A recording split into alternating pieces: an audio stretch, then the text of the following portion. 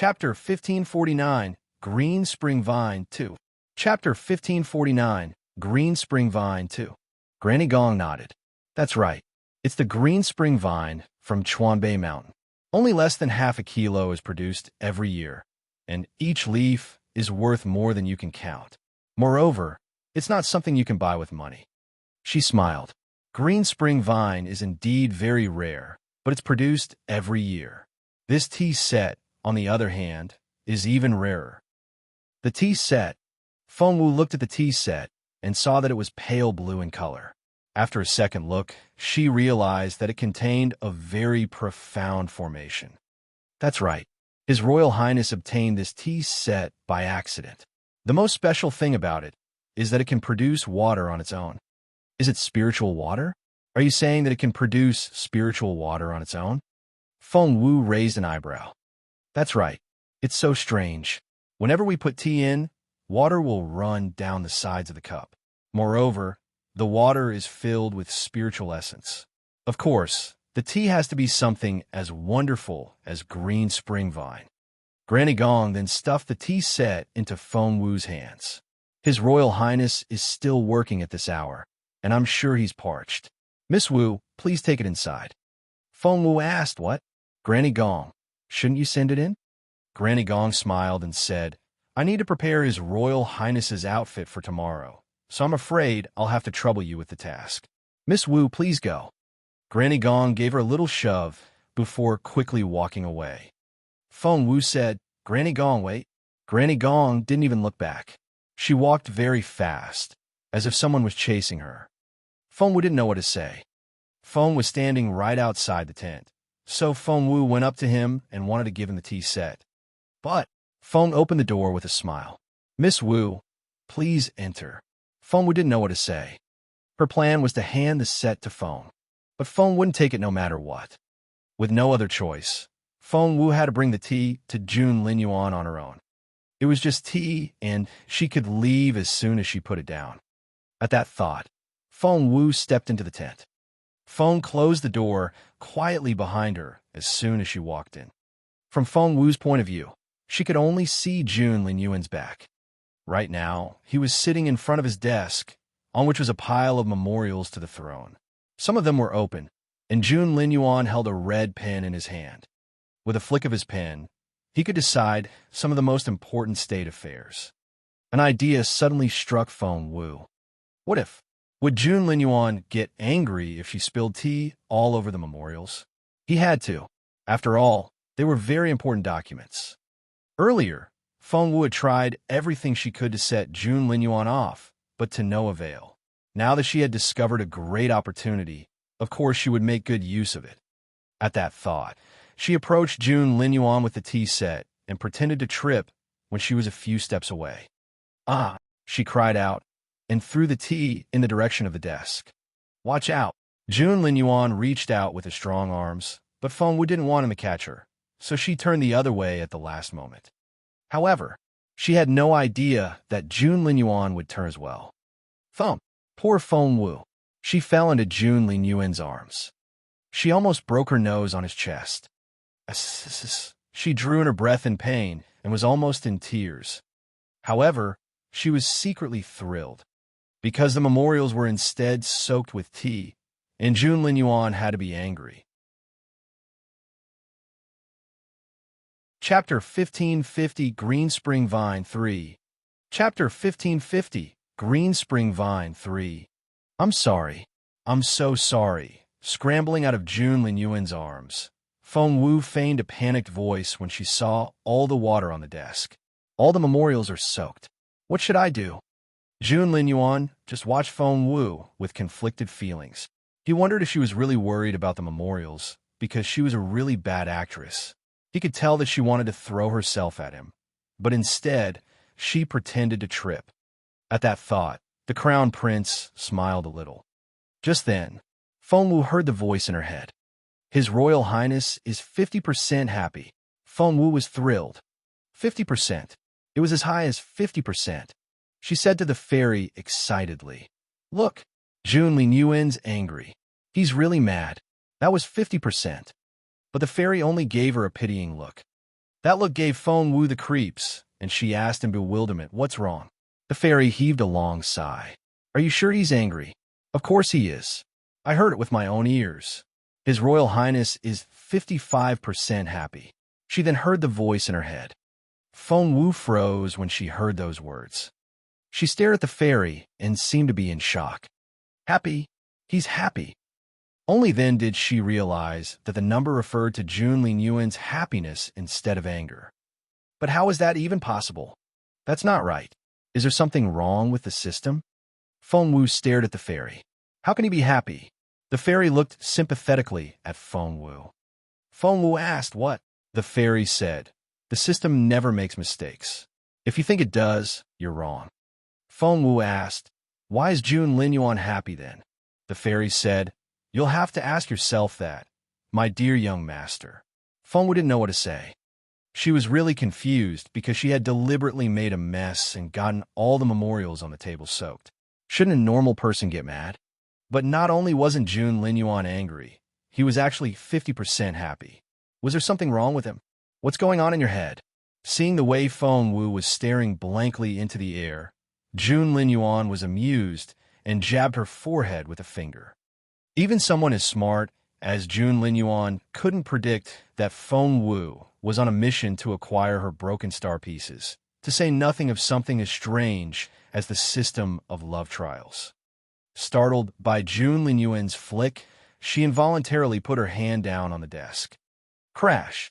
There was suddenly the crisp sound of something hitting the ground. Feng Wu immediately returned to herself and had a bad feeling. And she was right.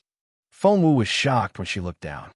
That was because the pale blue tea set had fallen to the ground and shattered to pieces. Feng Wu remembered what Granny Gong said earlier. His Royal Highness came across this tea set by accident, and he cherishes it. Spiritual essence comes out of the sides of the cups and condenses into water, which is the best water to make tea with.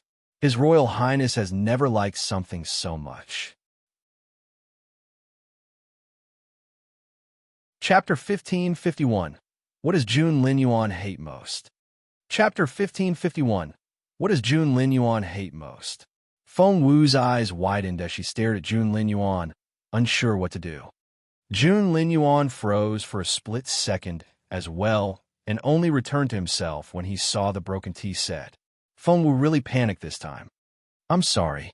I didn't mean to." She knew how important the tea set was, so she genuinely felt sorry. The tea set is such a rare treasure. Jun Linyuan has to be furious, Feng Wu thought to herself. But to her astonishment, Jun Linyuan said, "That was quite a nice sound." Feng Wu. She stared at Jun Linyuan in disbelief and couldn't think straight for a long while. Shouldn't he get mad and scold her? He should be at least 50% angry. But no, not only wasn't he mad, he had complimented the sound. What kind of person was he? That wasn't what she had expected. What's wrong? Jun Linyuan asked when he saw how shocked Feng Wu was. He remained perfectly calm, as if she had only broken a worthless cup. Feng Wu didn't know what to say. So this tea set wasn't as precious as Granny Gong said it was. "It's nothing. Ahem." Feng Wu waved at him. "It's late. I'm off." She dashed off like a nimble fox after that. Jun Linyuan didn't know what to say. After she was gone, Jun Linyuan finally looked at the tea set. Feng Wu ran out of the tent and only let out one breath when a hand landed on her shoulder. Startled, she put a hand on her chest and turned around. It was Feng Sun. "You scared me." Feng Wu smacked him in frustration. Feng Sun laughed. "Little Feng Wu, I didn't know you're so jumpy. That's very unexpected." Feng Wu rolled her eyes. Of course, she wasn't always so jumpy. It was all because of Jun Linyuan. "Now it's getting late. Go get some rest." Feng Sun rubbed Feng Wu's head and turned to leave. "Hey, wait." Feng Wu grabbed him by the sleeve. Feng Sun turned around and looked at her in bewilderment. An idea suddenly struck Feng Wu. She didn't know how to set Jun Linyuan off, but Feng Sun grew up with Jun Linyuan, so he should be able to provide her some useful information. At that thought, Feng Wu asked Feng Sun in a serious voice, "Can you do me a favor?" She seldom spoke to Feng Sun in this way, which made him jump. Why so serious? Feng Wu said, because it's serious. Throwing an arm over Feng Wu's shoulder, Feng Sun said, you don't have to be so polite. We're siblings, aren't we? How can I help you? Feng Wu looked over her shoulder and saw Jun Linyuan's silhouette in the window, so she immediately led Feng Sun back to her own room. What is it? Why so mysterious? Feng Sun was intrigued. Looking into his eyes, Feng Wu said solemnly, you have to answer my following questions honestly. Remember, be honest. Rubbing his chin, Feng Sun wondered what he should say if she asked him if he had ever been to a brothel before. How complicated. Chapter 1552. Do you think Boss Jun wants to hold your hand? Chapter 1552. Do you think Boss Jun wants to hold your hand? But what Feng Wu asked was, do you know what Jun Linyuan hates most? Feng Sun said, huh? Feng Wu nodded solemnly. Do you know what Jun Linyuan hates most? What things or people annoy him? Or what doesn't he like people to do to him? Feng Sun looked Feng Wu up and down with a strange expression on his face. The longer he studied her, the more meaningful the look in his eyes became. Feng Wu smacked him on the head. What on earth are you thinking? Xiao Wu, that's not right. That's not right at all. Feng Sun gave her a half-smile and asked, why do you suddenly care about Boss Jun's preferences? Feng Wu rolled her eyes at him. No, I don't. I'm asking about what he doesn't like. Isn't that the same thing? Feng Sun shrugged. Once you know what he doesn't like, you can avoid it, which is just an indirect way to please him. Feng Wu didn't know what to say. She wasn't planning to avoid it. On the other hand, she was going to do everything to provoke Jun Linyuan. Seeing that Feng Wu wouldn't speak, Feng Sun said, oh my, are you shy? Feng Wu glared at him. Are you going to tell me or not? If not, I'm going to bed. All right, I'll tell you. Feng Sun smiled behind his palm, and his eyes were two crescent moons. He gave Feng Wu a teasing look. Feng Wu said, tell me already. Feng Sun said, I will. Just let me think. He sat down in front of a table, rubbed his chin, and tried to figure out an answer. Things that Boss Jun hates. Well, when it comes to food, he hates spicy things. Feng Wu didn't buy that. Are you sure? On second thought, Feng Sun realized that Boss Jun had eaten all the spicy dishes Feng Wu made and had quite enjoyed them. Fine, that wasn't correct. Feng Sun started thinking again. As for the people Boss Jun hates, Xiao Wu, are you going to kill them to please Boss Jun? Feng Wu raised an eyebrow. What's wrong with that? Feng Sun said, what's wrong with that? Have you forgotten? It's common knowledge that his father is his least favorite person. Feng Wu said, Emperor Wu. Feng Sun rubbed her head and gave her a sympathetic look. You're a very smart girl, but I'm afraid you won't be able to touch His Majesty. Feng Wu felt desperate. What about the things he hates most? For instance, what he doesn't like people to do to him. Feng Sun said matter-of-factly, isn't that obvious? Boss Jun hates it when other people touch him. He's a neat freak, and it annoys him when people are even just several meters away. Are you serious? Feng Wu looked suspiciously at Feng Sun. Feng Sun almost jumped to his feet. Of course I am. You have no idea. Anyone who even so much as touches his clothes will get their hands chopped off. Feng Wu lowered her head and murmured, is it that serious? Jun Linyuan was always grabbing her hand or carrying her off. If Feng Sun was telling the truth, she wouldn't have any hands left by now. Feng Sun glanced at Feng Wu and suddenly realized something. Hey, do you think that Boss Jun wants to hold your hand all the time? Chapter 1553. What does His Royal Highness hate? 1. Chapter 1553. What does His Royal Highness hate? 1. Feng Wu almost lost her temper. No, that's not true. Feng Sun said, all right. He doesn't do it all the time, just occasionally. She stared at Feng Sun, but couldn't exactly contradict him. Feng Sun rubbed her head and sounded amused. Silly girl, haven't you realized it? Boss Jun treats you differently. It was like throwing a stone into still water, disturbing Feng Wu's calm mind. However, Feng Wu immediately said, that's right. He treats me differently, because all he ever does is pick on me. Feng Sun smiled wryly. Don't you see it? You're about the only one Boss Jun likes to pick on. Feng Wu snorted. That's right. I'm his only target. Is it fun, making me his only victim? Feng Sun smiled wryly. That's because he likes you. What? Feng Wu gave Feng Sun a strange look. You're out of your mind. Feng Sun was confused. What? Have you still not realized that Boss Jun likes you? Feng Wu rolled her eyes at him, finding him ridiculous. Seriously? You don't know? Feng Sun almost jumped to his feet. He ran up to Feng Wu, stared at her, and shouted, Do you mean it? You have no idea? Feng Wu said, Don't say stupid things. How can Jun Linyuan possibly like me? Feng Sun said, Hey, you just said so yourself, that you're the only one he picks on. Feng Wu rolled her eyes at him. After everything Jun Linyuan has done to me, you're telling me that it's all because he likes me?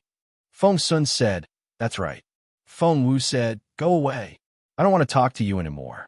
Feng Sun said, Hey, you silly girl. Aren't you supposed to be very smart? Why are you so dumb all of a sudden?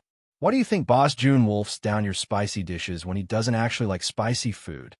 Feng Wu said, Because my spicy dishes are delicious.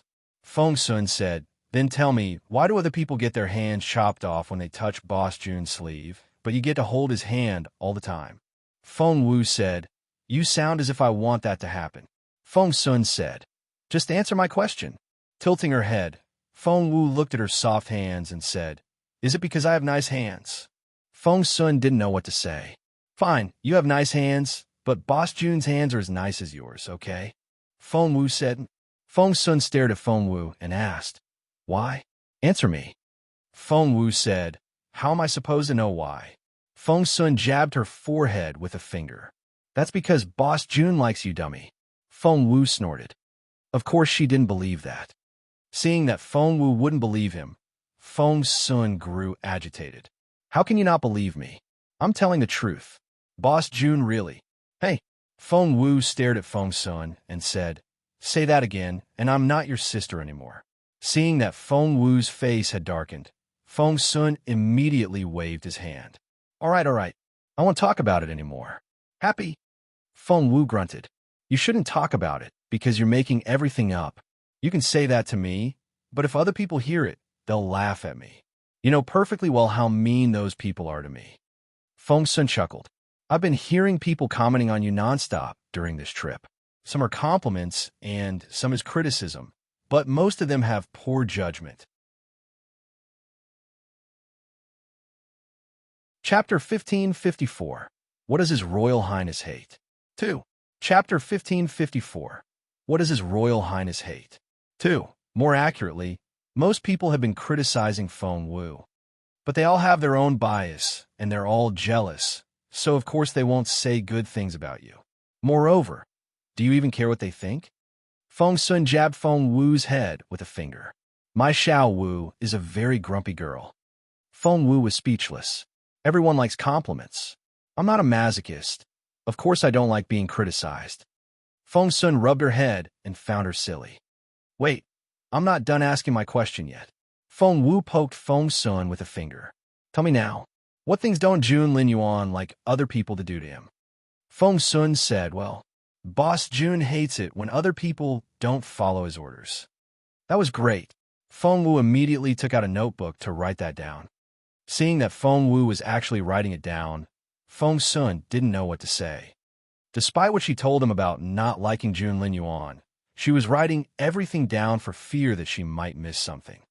Well, does Jun Linyuan have things that are his favorite, like books or stationery? Feng Wu looked up and blinked her big black eyes. Feng Sun rubbed his chin. Boss Jun is very aloof and isn't attached to most things. You're probably the only person that he actually likes. Hey, Feng Sun. Feng Wu smacked his head. Roar. It was a hard smack, and Feng Sun grimaced in pain. Make fun of me again, and I'll make you pay. Feng Wu's face darkened. This girl was really... Feng Sun didn't know what Feng Wu was thinking.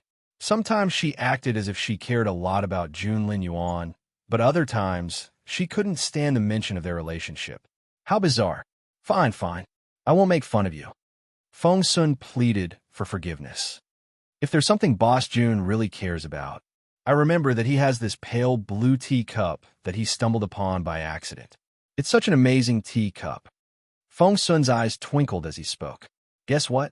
Spiritual water can come out of the sides of the teacup automatically, and the water contains a dense concentration of spiritual essence, which can greatly help with his cultivation. According to Boss June, the teacup contains an exquisite formation. Feng Wu stared at Feng Sun. Thinking that Feng Wu didn't believe him, Feng Sun nodded repeatedly. It's true. Master Dugu asked Boss June for the cup once, saying that the spiritual water can help to prolong life, but Boss June didn't give it to him. Later, His Majesty heard about its benefit as well and wanted to exchange the cup with a lot of good things, including even a city, but Boss June didn't give in. Feng Sun stared at Feng Wu and said, So, if there's one thing that Boss June actually likes, it's that cup. Feng Wu stared at Feng Sun in bewilderment. She could still hear Jun Linyuan's voice in her head. That was quite a nice sound. Jun Linyuan didn't get mad when the cup shattered. Instead, he said it sounded nice. Had the man lost his mind? Feng Wu stood there in a trance-like state, and her head was completely blank. She felt that something was wrong, but she couldn't tell what it was. She couldn't remember what Feng Sun said afterward. All she could think about was that cup. Chapter 1555, Seed of Spirit Source 1. Chapter 1555, Seed of Spirit Source 1. Maybe that cup just didn't mean that much to Jun Linyuan. Yes, that had to be the case. The journey resumed early the next morning, because Lord Mu brought them the news that they would arrive at the Senile Grassland later that evening. The announcement excited everyone. The team consisted of so many wealthy people who were used to living comfortably, and none of them wanted to spend their days camping out in the open. Get in here. Sitting in his carriage, the Crown Prince fixed his gaze on Feng Wu. Immediately, all eyes were on Feng Wu. Even Feng Sun gave Feng Wu a meaningful look. Feng Wu recalled what Feng Sun told her the night before about how Jun Linyuan hated it when people didn't follow his orders. So, she stared at Jun Linyuan and snorted. No, I won't. Wow. Everyone around them stared at Feng Wu in bewilderment. Had the girl lost her mind? His Royal Highness had invited her into his carriage, which was an incredible honor. All the girls around them felt so jealous that they ground their teeth. But what did Feng Wu do? She shook her head arrogantly and said no. Why would anyone waste such a great opportunity? However, after their initial astonishment, their conclusion was that Feng Wu was doomed. His Royal Highness hated it the most when other people didn't obey his orders, and Feng Wu had just turned him down in front of everyone. Immediately, a strange atmosphere filled the air. Everyone held their breaths and were too scared to even cough for fear that they might draw His Royal Highness's attention and bring trouble down on themselves. However, to their disbelief, Jun Linyuan only glanced at Feng Wu before dropping the door curtain. Just like that, it was as if nothing had happened, and the crowd was speechless. Was that something His Royal Highness would do? Since when did the heartless and unapproachable crowned prince become so mild and good-tempered? Your Royal Highness, forget about that defiant Feng Wu. Let me serve you. It was a girl from the Murong family. She was 15 to 16 years of age and was already very pretty. Standing there, she looked very attractive when she smiled. Immediately, everyone gave Murong Yin envious looks. How brave. And she was so good at seizing the opportunity. That was very clever of her. Now that His Royal Highness needed an out, Miss Murong showed up at the right time with the proper excuse. That way, she would be able to stay with His Royal Highness. Once they figured that out, they looked at Murong Yin in a different way. Murong Yin was very satisfied with herself. She praised herself for the smart move. When she was still dreaming about getting close to Jun Linyuan and replacing Feng Wu. Go away. She heard the voice that rang out from behind the drawn curtain nearby. She was only a few steps from the carriage, and that was as far as she could go.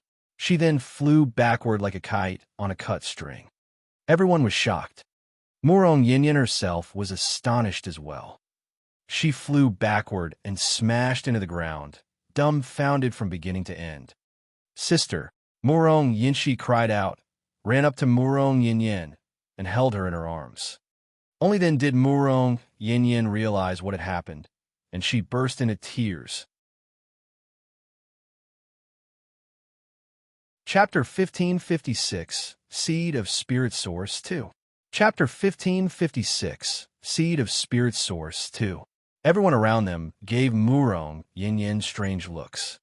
It was common knowledge that the crown prince was heartless and unapproachable, but Murong Yin wouldn't accept the reality and just had to try his patience. She finally learned her lesson. Miss Murong, sorry about that, but you breached His Royal Highness's safe zone. Feng came out at that moment, looking as indifferent as ever. His Royal Highness's safe zone.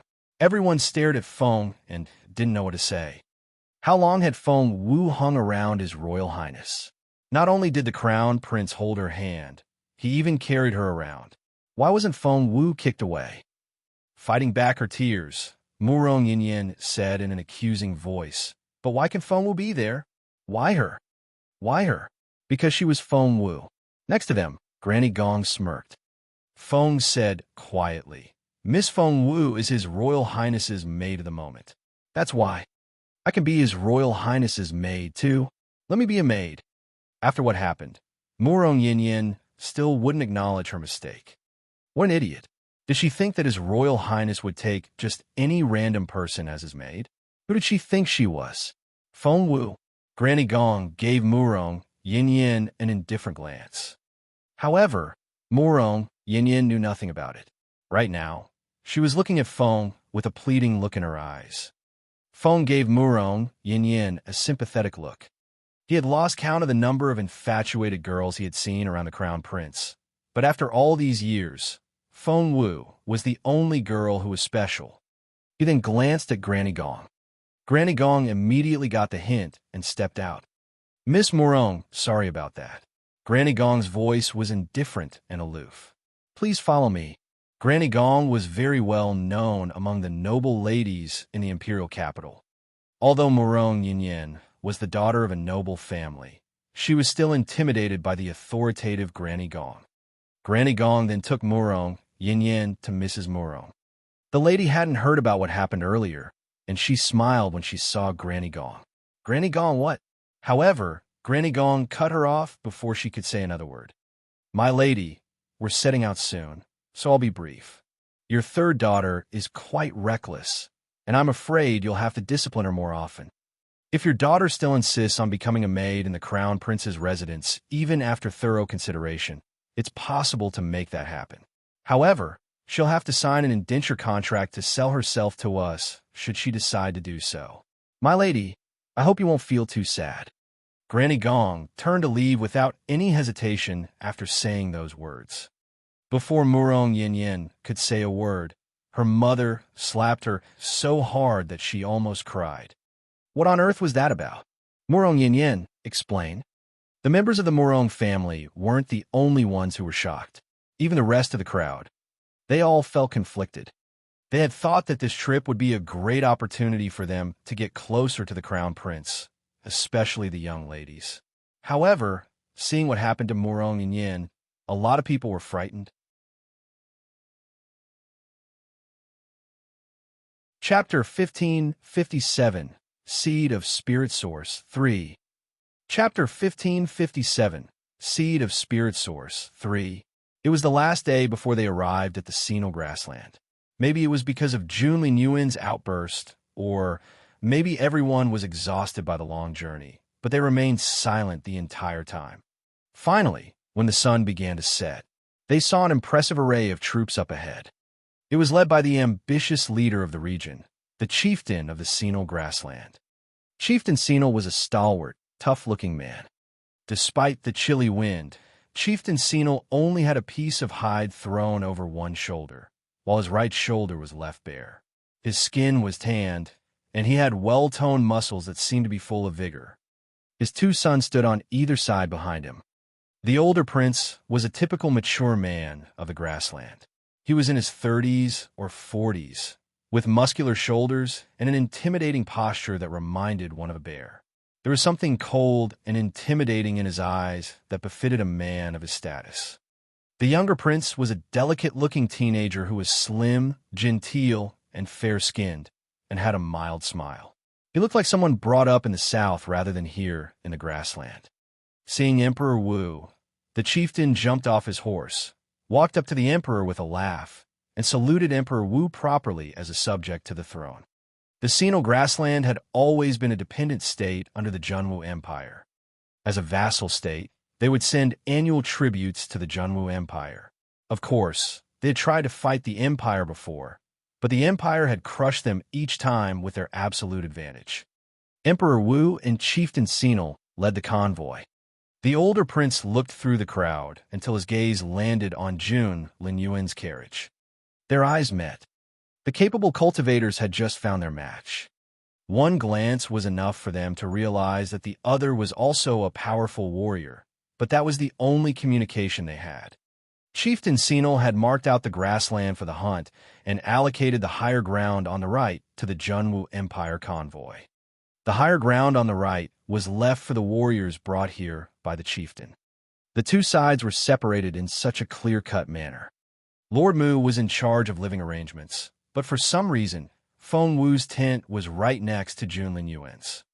They were only 2 walls apart.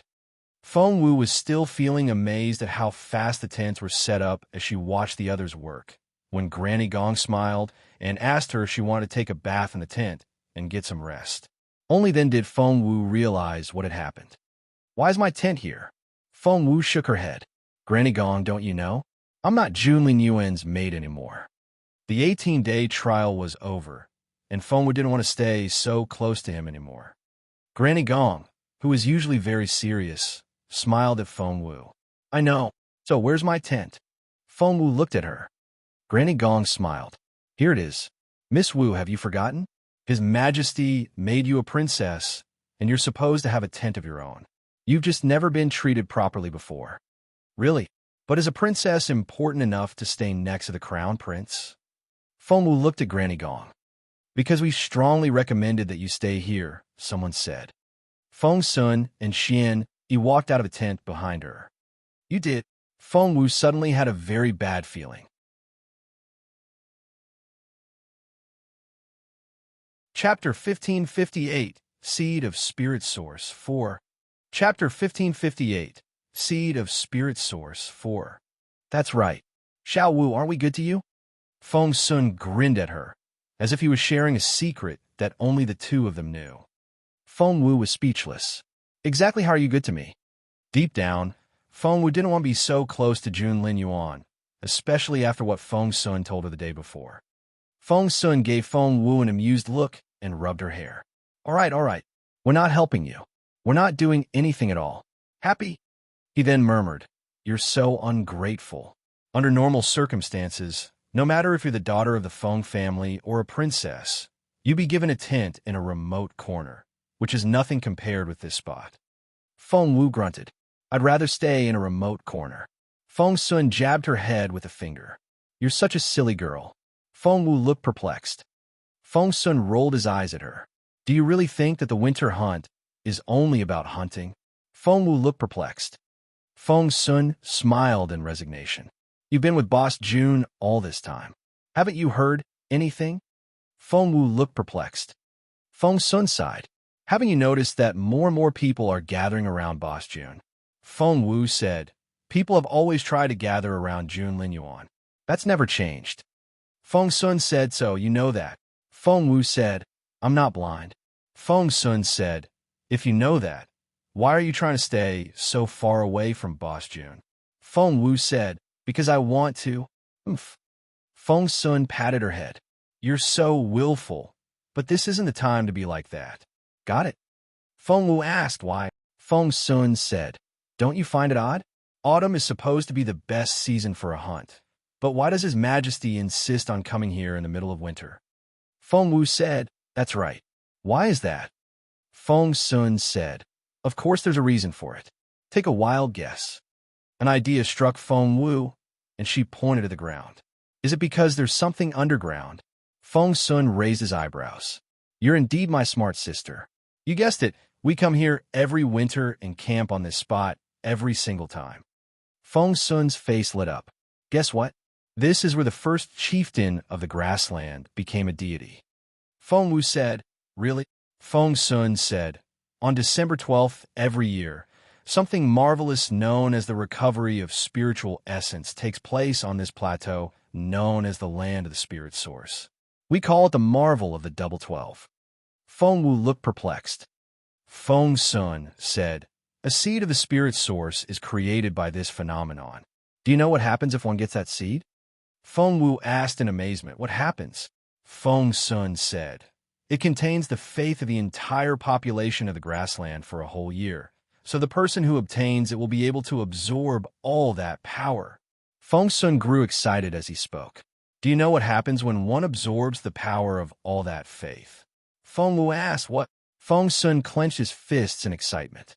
"That person will completely transform. Their strength will improve, they'll have successive breakthroughs, and they may obtain new element attributes." Chapter 1559, Seed of Spirit Source 5. Chapter 1559, Seed of Spirit Source 5. Feng Sun held Feng Wu's hand. "Do you think Chieftain Senil willingly gave up half of this chance to obtain that seed?" "No. Our emperor forced him into it." He added, "Xiao Wu, if you can get that seed, you'll be able to make significant progress and quickly catch up with Switching Yuan.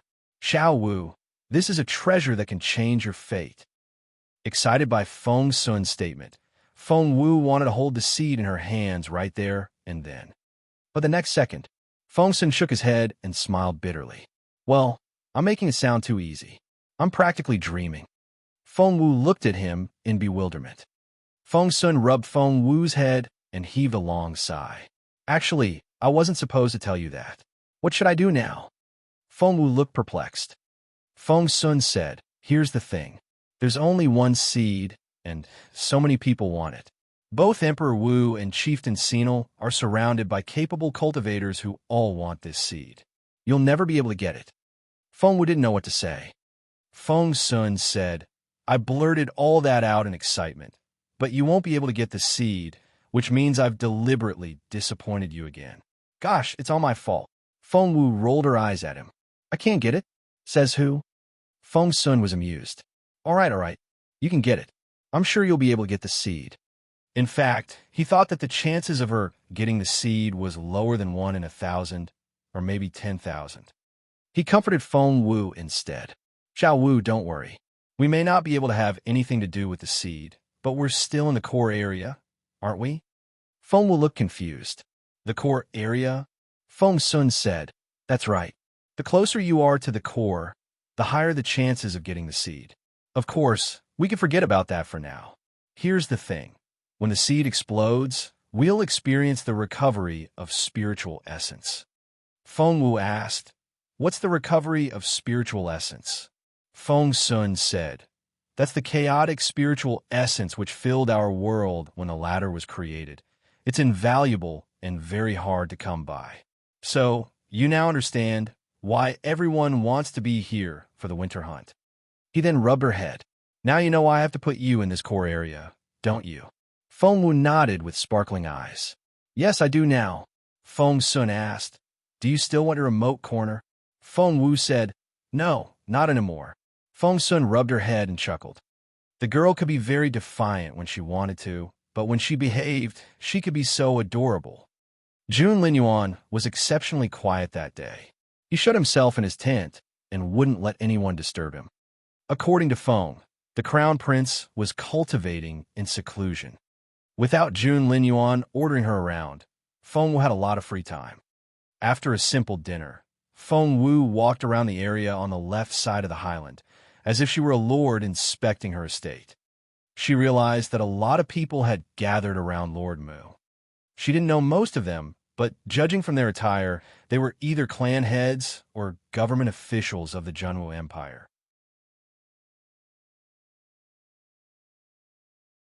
Chapter 1560, Seed of Spirit Source 6. Chapter 1560, Seed of Spirit Source 6. Their conversation with Lord Mu was carried on the wind in Feng Wu's direction. "My lord, the Wang family should be put before the Li family based on our title rankings, shouldn't we?" "My lord, Why is the Zhao family given the outermost area if we're allocated spots according to our ranks? My lord, this was all because of the chaotic energy from the imminent recovery of the spirit source. Feng Wu finally believed Feng's son. The core area she was in was indeed very desirable. Because Double 12 was still a few days away, Chieftain Senil suggested that they start the winter hunt the following day. The seed of spirit source was somewhere in this vast land for the luckiest person to find, and everyone was excited. Apart from the two princes, a teenage girl wearing bright-colored clothes stood next to Chieftain Senil. She had rosy cheeks and bright eyes, and was very pretty. She wore a red dress and held a barbed silver whip in her right hand, which made a loud slashing sound when she flicked it. Everywhere she went, all the warriors of the grassland made way for her. It was obvious that she was a distinguished young lady that they didn't dare offend. She was none other than Princess Sapphiro, the eldest daughter of Chieftain Senil. In their language, her name meant the sun over the grassland that never sets. One could tell how much the chieftain adored her from that name. Sapphiro's eyes lit up when she spotted Jun Wuxia. Jun Wuxia, get over here. Sapphiro made loud smacking sounds with her silver whip in the air before pointing it at Jun Wuxia. You said you would compete with me last year, but you took off as soon as you had the chance. You're not going anywhere this year. Get over here. Chieftain Senil and Emperor Wu were chatting happily, so the quarrel between the two girls didn't attract much attention. However, Jun Wuxia felt her temples throb as soon as she spotted Princess Sapphiro. Sapphiro wasn't just any princess. She was arrogant, willful, and more stubborn than a bull. Jun Wuxia would never be able to beat Sapphiro, who grew up riding horses. She turned and tried to slip away. However, she was only able to take 2 steps before Sapphiro rushed over and blocked her way. You're not leaving. Jun Wuxia looked at Sapphiro in resignation. Hey, Jun Wuxia, what did you tell me before you left last year? You said you would take me to see your big brother if I defeat you. So fight me now. Sapphiro was very bold. As for the big brother, of course she meant Jun Linyuan. Jun Wuxia's head hurt. Jun Linyuan couldn't be any more nonchalant toward her. Who was she to take Sapphiro to him? Her lie would be exposed if she did that. Ahem. Jun Wuxia felt conflicted. Hey, Jun Wuxia, you'll lose this competition if you don't fight me, and you'll have to take me to see your big brother now. Sapphiro said with sparkling eyes. She had had a crush on Jun Linyuan for a while now, but the crown prince wouldn't even look at her, and she couldn't find any opportunity to approach him. Otherwise, she wouldn't have turned to Jun Wuxia for help. Jun Linyuan, Jun Linyuan, Jun Linyuan. Jun Wuxia racked her brain for a way out as her eyes darted around. All of a sudden, her eyes lit up, because she saw a pretty figure a short distance away. The person over there feeding a horse was none other than Feng Wu herself.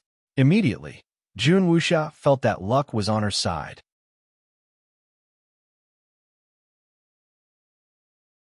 Chapter 1561, Sapphiro's Provocation, 1. Chapter 1561, Sapphiro's Provocation, 1. Do you really want to see my big brother? Jun Wuxia feigned a worried look. Of course, I like your big brother. Princesses of the grassland were all straightforward like that.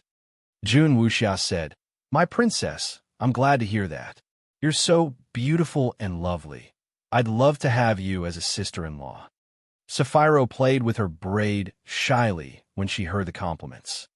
Jun Wuyu and Duguyamo were with Jun Wuxia. Duguyamo had kept a low profile since the Immortal Flower Festival, and this was the first time she had come out of her carriage to hang out with Jun Wuxia. Something fierce flickered in her eyes when she saw the shy look on Sapphiro's face. Sapphiro couldn't hide her excitement. Do you really think I'll be a suitable sister-in-law for you? Jun Wuxia needed Sapphiro's help to kill Feng Wu, so she had to make her very happy. Of course, no one can be a better sister-in-law than you. I won't say that to anyone else. You're my favorite, Jun Wuxia said solemnly. Sapphiro was so happy that she couldn't stop smiling. Du Guillermo and Jun Wuyu both had indescribable expressions in their eyes. But Jun Wuxia finally revealed her true purpose. But what? Sapphiro frowned and looked perplexed. I really hope that you can become my sister-in-law, but my brother may not think that way. Jun Wuxia looked concerned. As you may know, my brother isn't the most approachable guy in the world. I'm prepared for that. Sapphiro waved her hands casually. He's not close to anyone anyway, right? Ahem. Jun Wuxia suddenly cleared her throat. What? Did I say something wrong? Sapphiro looked confused. It's true, my brother used to be very distant from everyone, but things are different now. How so? Sapphiro suddenly had a very bad feeling. Well, have you heard of Feng Wu? After much foreshadowing, Jun Wuxia finally revealed her purpose. Feng Wu? That's a nice name. But who's she? Well, Feng Wu, Jun Wuxia smiled wryly. Technically, she's the fifth daughter of the Feng clan, and the daughter of the second branch of the clan. Wait, you don't mean that Feng Wu, do you? The one who lost all her ability? My princess, you've heard her name. That's why it sounds so familiar. It's her. Sapphiro grunted. Why are you bringing her name up? She's useless. Jun Wuxia smiled bitterly. She's not useless anymore.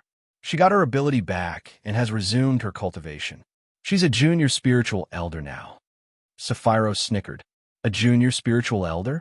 As if that's something worth showing off. Don't make me laugh. As the pearl of the grassland, Sapphiro was one of the most talented cultivators here and was exceptionally bright. Why was Jun Wuxia so reluctant to run into her?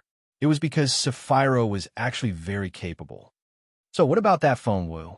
What is she to His Royal Highness? Sapphiro didn't think much of the useless Feng Wu at all. Well, Feng Wu is quite a piece of work. Before Jun Wuxia could answer, Du Guillermo chimed in.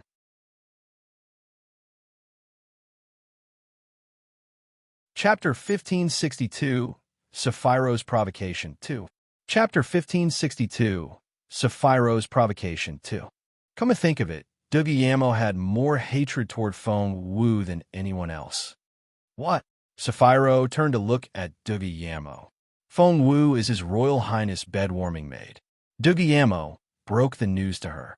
We have no idea what dirty trick she played, but His Royal Highness allows her to stay with him. A bed-warming maid? Sapphiro flared up, and her eyes were bloodshot red. That's what she is now, and she serves His Royal Highness around the clock. Du Guillermo's eyes shone with jealousy. We have no idea what she did to His Royal Highness, but he's so kind to her and has turned a blind eye to her disobedience several times. People say that. What did they say? Sapphiro was filled with rage. She felt like a volcano filled with magma and was ready to explode. Jun Wuxia chimed in. They all say that His Royal Highness likes Feng Wu. Bullshit. Sapphiro cursed loudly. Jun Wuxia was speechless. Jun Linyuan is mine. He has to be. I'll kill anyone who tries to take him away from me. Sapphiro cracked her whip. Jun Wuxia and Du Guillermo exchanged satisfied looks. It felt so nice to use a borrowed knife to get rid of an enemy. But Sapphiro wasn't stupid. She stared at Jun Wuxia and said, I'm not going to believe everything you say. I'm not stupid. Jun Linyuan had never shown any interest in girls, so why would he fall for a useless girl now? Deep down, Sapphiro wasn't convinced. Just then, they heard footsteps nearby. Jun Wuxia saw that it was Feng Lu. Feng Lu, come over here. Jun Wuxia waved at her. Even Mu Yao Yao could order Feng Lu around, to say nothing of Jun Wuxia. Hence, Feng Lu and Du Guillermo happily ran to her side. Your Royal Highness. Feng Lu was thrilled that the princess wanted to talk to her. Jun Wuxia glanced at her and asked casually, Is Feng Wu, the daughter of your clan, staying with your people now? Realizing that Feng Lu was from the Feng clan, Sapphiro stared at Feng Lu. Feng Lu said, Your Royal Highness, do you mean Feng Wu? Jun Wuxia nodded. Feng Lu smiled bitterly. Your Royal Highness, please don't make fun of us. How can Feng Wu stay with us? She's His Royal Highness's bed-warming maid now. Ever since she earned that title, she no longer finds our clan worthy of her attention. Bed-warming maid. Jun Linyuan's favor. Sapphira was convinced she now knew everything. She clutched her silver whip tighter and was filled with rage. All of a sudden, she charged out like a cheetah. Jun Wuxiao looked pleased. Huh, Feng Wu, you're so dead. Earlier that morning, Feng Wu had walked out of her tent to find a dirty, scrawny, blood-red horse outside.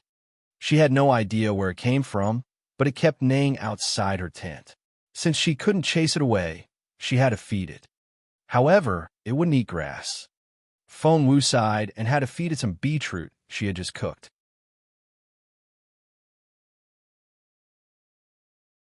Chapter 1563, Sapphiro's Provocation 3.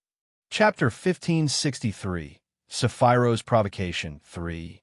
She was only going to give it a try, but as it turned out, the skinny, blood-red horse loved the beetroot and wouldn't stop eating it. Hey, why are you so thin? What did you do to yourself? Feng Wu patted the skinny horse on the back. Everywhere she touched, it was all skin and bones. Feng Wu was still talking to the horse when she felt something dangerous approaching quickly. She dodged involuntarily. Thump! Instead of hitting Feng Wu, the whip lashed down hard on the thin horse's back. Nay! The horse trembled in pain and dropped the beetroot. Feng Wu saw a bloody gash on its back. That was so cruel. Looking up, Feng Wu met a pair of bloodshot eyes that were filled with rage. So you're Feng Wu? Sapphira stared at Feng Wu with such hatred that one would think Feng Wu had eradicated her entire clan. She looked like she wanted to skin Feng Wu alive. Feng Wu frowned. So you're that useless Feng Wu? Sapphira stared at Feng Wu. Feng Wu pursed her lips. Who might you be? Sapphira said. Good question. I'm Princess Sapphira. Remember that name, because I'm the one who's going to end your life. After that, her whip started lashing out like a shower. Each strike was a heavy blow that was intended to kill. That was what she wanted, to kill Feng Wu. Feng Wu had a temper as well, not to mention that no one would be able to stand such bullying. However, Sapphira was indeed very capable, and she was a more advanced cultivator than Feng Wu, who had to defend herself from the beginning. Seeing that Feng Wu was able to narrowly dodge her strike every single time, Sapphira got even angrier. How dare you dodge when I want you dead? Damn you! Sapphira struck harder with her whip. Feng Wu could tell that Sapphira's capability had suddenly gone up by a level. Feng Wu was a level 3 spiritual elder, whereas Sapphira had started off as a level 4 spiritual elder. Now, however, she suddenly became a level 5. It was all thanks to the silver whip. Feng Wu remained expressionless and dodged again. Thud! She slipped, and the end of the whip cut her arm. Blood splashed everywhere. That hurt. The silver whip was barbed, and it took a piece of her flesh out when it pulled away, which made Feng Wu suck in her breath in pain. There was poison on the barb. Feng Wu glared at Sapphira. Sapphira stared back at Feng Wu in satisfaction. You worthless slave! You don't deserve to stay with His Royal Highness. Go to hell. Feng Wu's face darkened, and she took a deep breath. It seemed that Princess Sapphira was forcing her to show her cards. If that was the case, she decided that she would show the princess what she could do. Feng Wu was about to take out her fallen star sword when she heard a voice. Princess Sapphira, what are you doing? A person approached them, and he caught the whip with a strong hand. Feng Sun. Sapphira frowned when she saw who it was. Feng Sun used a little more force. Sapphira stumbled back quite a few steps before she steadied herself. A short distance away, Jun Wuxia and the others were disappointed. Why did Feng Sun have to show up now? Another few minutes, and Feng Wu would have been dead.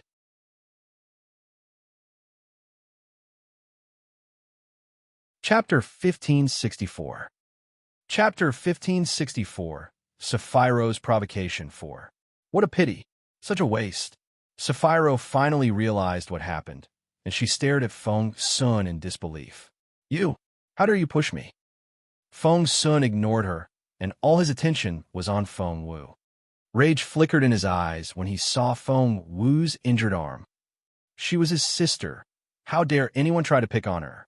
It's not serious. It'll heal in no time. Compared with Feng Sun, Feng Wu was much calmer. Feng Sun clenched his fists. How dare she hurt you? How dare she? Feng Wu patted him on the shoulder. There. Just bear with it for a bit longer, for the sake of the seed of spirit source. To Feng Wu, apart from the seventh trial, her top priority was to obtain that seed. While the seventh trial was for her master's sake, her own capability would rapidly improve with the seed. As Feng Wu appeased Feng Sun, Princess Sapphiro didn't stop. Staring at Feng Sun, she cracked her whip on the ground, ripping it open and splashing dirt everywhere. Out of my way! Sapphiro glared at Feng Sun and commanded him. Well, although Feng Wu had calmed him down, Feng Sun flared up again almost immediately. What did you say?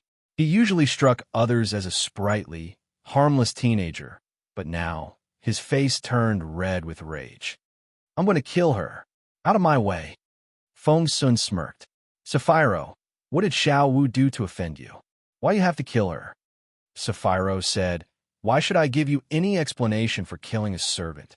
Well, since you asked, I'll play nice. Because I don't like the sight of her, and I want her dead. How about that? Can you get out of my way now? Feng Sun was infuriated. That was outrageous. He pushed Feng Wu to the side and drew out his sword from behind his back. What do you think you're doing? Sapphiro stared at Feng Sun. Feng Sun's eyes shone coldly. If you're bold enough to pick on my sister, be prepared for my revenge. Fight me. You. Seeing the murderous look in Feng Sun's eyes, Sapphiro felt a chill run down her spine all the way to the bottom of her feet. She stiffened.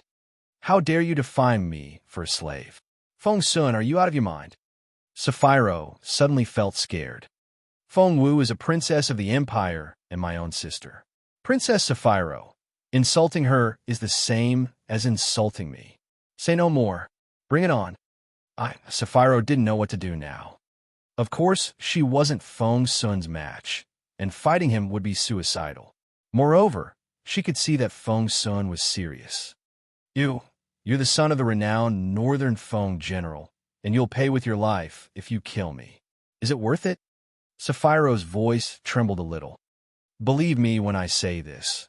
Nothing will happen to me even if I kill you. Feng Sun snorted. I'm not fighting you. Even if I have to fight someone, it should be her. Sapphiro wasn't stupid. Of course, she wouldn't agree to a fight she was bound to lose. The noise finally drew Emperor Wu and Chieftain Sinel's attention. What's going on over there? Is there a fight? Seeing that his dear daughter was backing away, Chieftain Sinel realized that his daughter was losing, so he gave the other party a warning.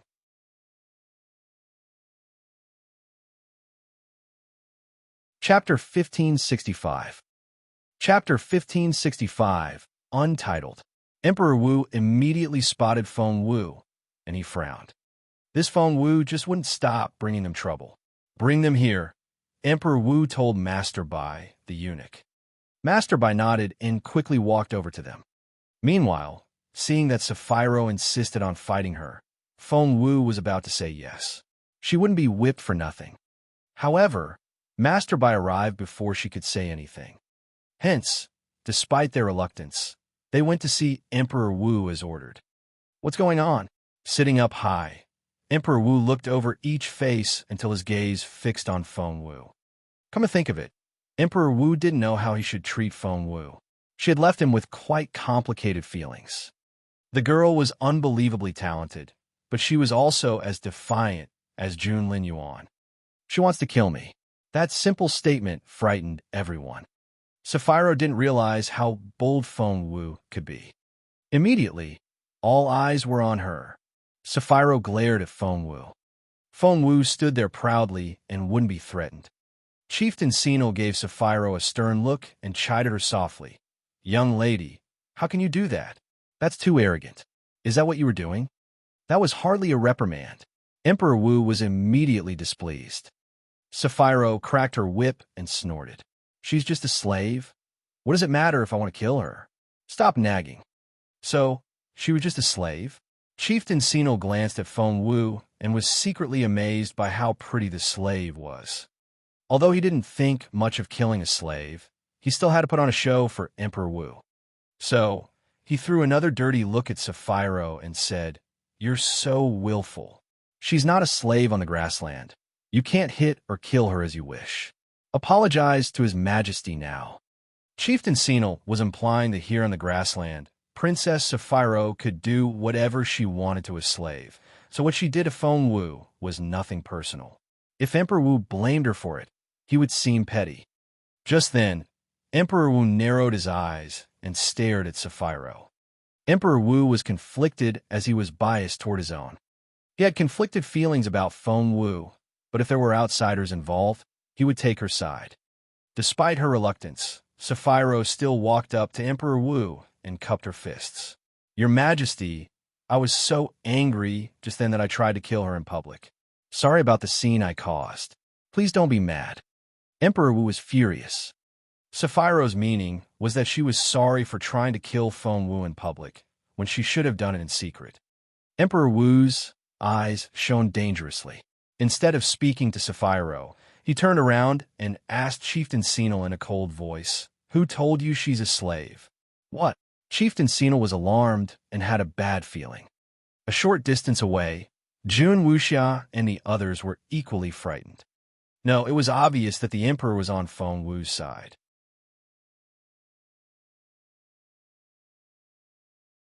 Chapter 1566, Untitled. Chapter 1566, Untitled. Jun Wuxiao wanted to slip away, but the chief steward was standing right next to her, and his keen gaze was on her. She was certain that if she tried anything, the chief steward would expose her without hesitation. Fearing that things were about to go south, Jun Wuxia became fidgety. As expected, Chieftain Senil looked from Feng Wu to Sapphiro and asked Emperor Wu in bewilderment, "Isn't she a slave?" Sapphiro looked equally confused. Emperor Wu smirked. "How can she be a slave? She's Feng Wu, a registered princess of the Junwu Empire. She's no less inferior to your princess, Sapphiro." Because Senil Grassland was a vassal state, its titles were one rank lower. A born princess of the grassland was equivalent to one bestowed the title by the Junwu Empire. Sapphiro was shocked when Emperor Wu said that. So was Chieftain Senil. Killing a slave was one thing, but a princess, it could be called a little quarrel between two girls. But it could also be as serious as an act of usurpation and ignoring the authority of the empire. Your Majesty, is she a princess? Chieftain Senil rose to his feet. He wasn't the only one surprised. Sapphiro opened her eyes wide as well. Staring at Sapphiro, Chieftain Senil was filled with anger, and his voice was as cold as ice. Apologize to the princess now. Sapphiro gritted her teeth. She's just a slave. How could she be a princess? Your Majesty, was she made a princess only recently? Emperor Wu's face darkened. Chieftain Senil immediately rose to his feet and smacked Sapphiro on the head. His face darkened, and he said, "Nonsense. Apologize now." Chieftain Senil and Emperor Wu had never been the best of friends, and the two of them had quarreled quite a bit over the seed of the spirit source. The current temporary truce was only the result of a compromise. Their relationship was so fragile that it couldn't withstand any turmoil. That was why Chieftain Senil was so alarmed. However, Sapphiro could only see the friendship on the surface and not the complicated political strife underneath. That was why she was behaving so willfully. Sapphiro sounded reluctant. But Jun Wuxia told me herself that she was a slave. Jun Wuxia. Emperor Wu stared at Jun Wuxia with cold eyes, and he looked very intimidating. Jun Wuxia trembled and cringed, and soon realized that she couldn't take the blame.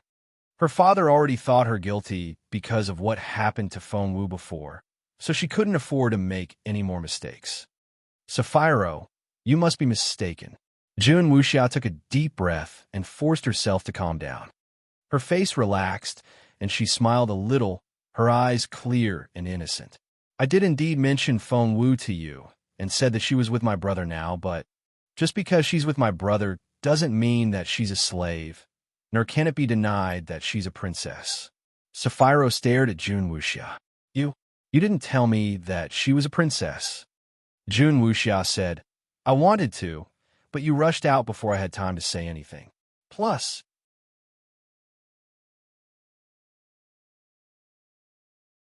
Chapter 1567, Untitled. Chapter 1567, Untitled. Jun Wuxia took a deep breath and smiled wryly. Even if I told you that she's a princess, would that have stopped you from trying to kill her?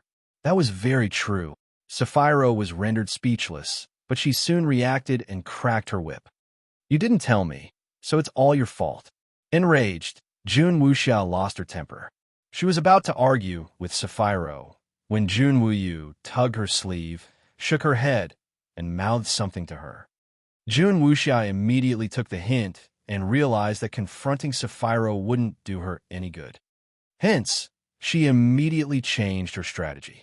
Dabbing the corner of her eyes with her sleeve, she let tears roll down her cheeks, and she sobbed.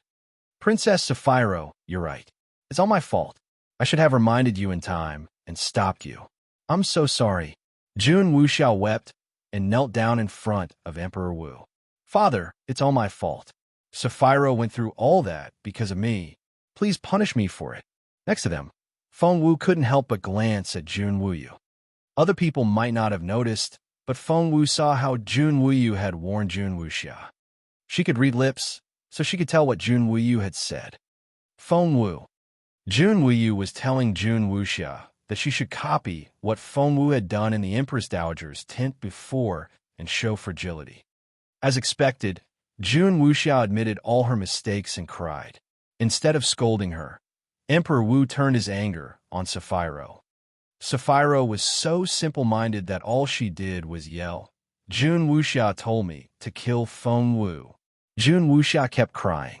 Father, it's all my fault. I'm sorry. Chieftain Senil couldn't sit still anymore. He immediately got up and tried to help Jun Wuxia to her feet.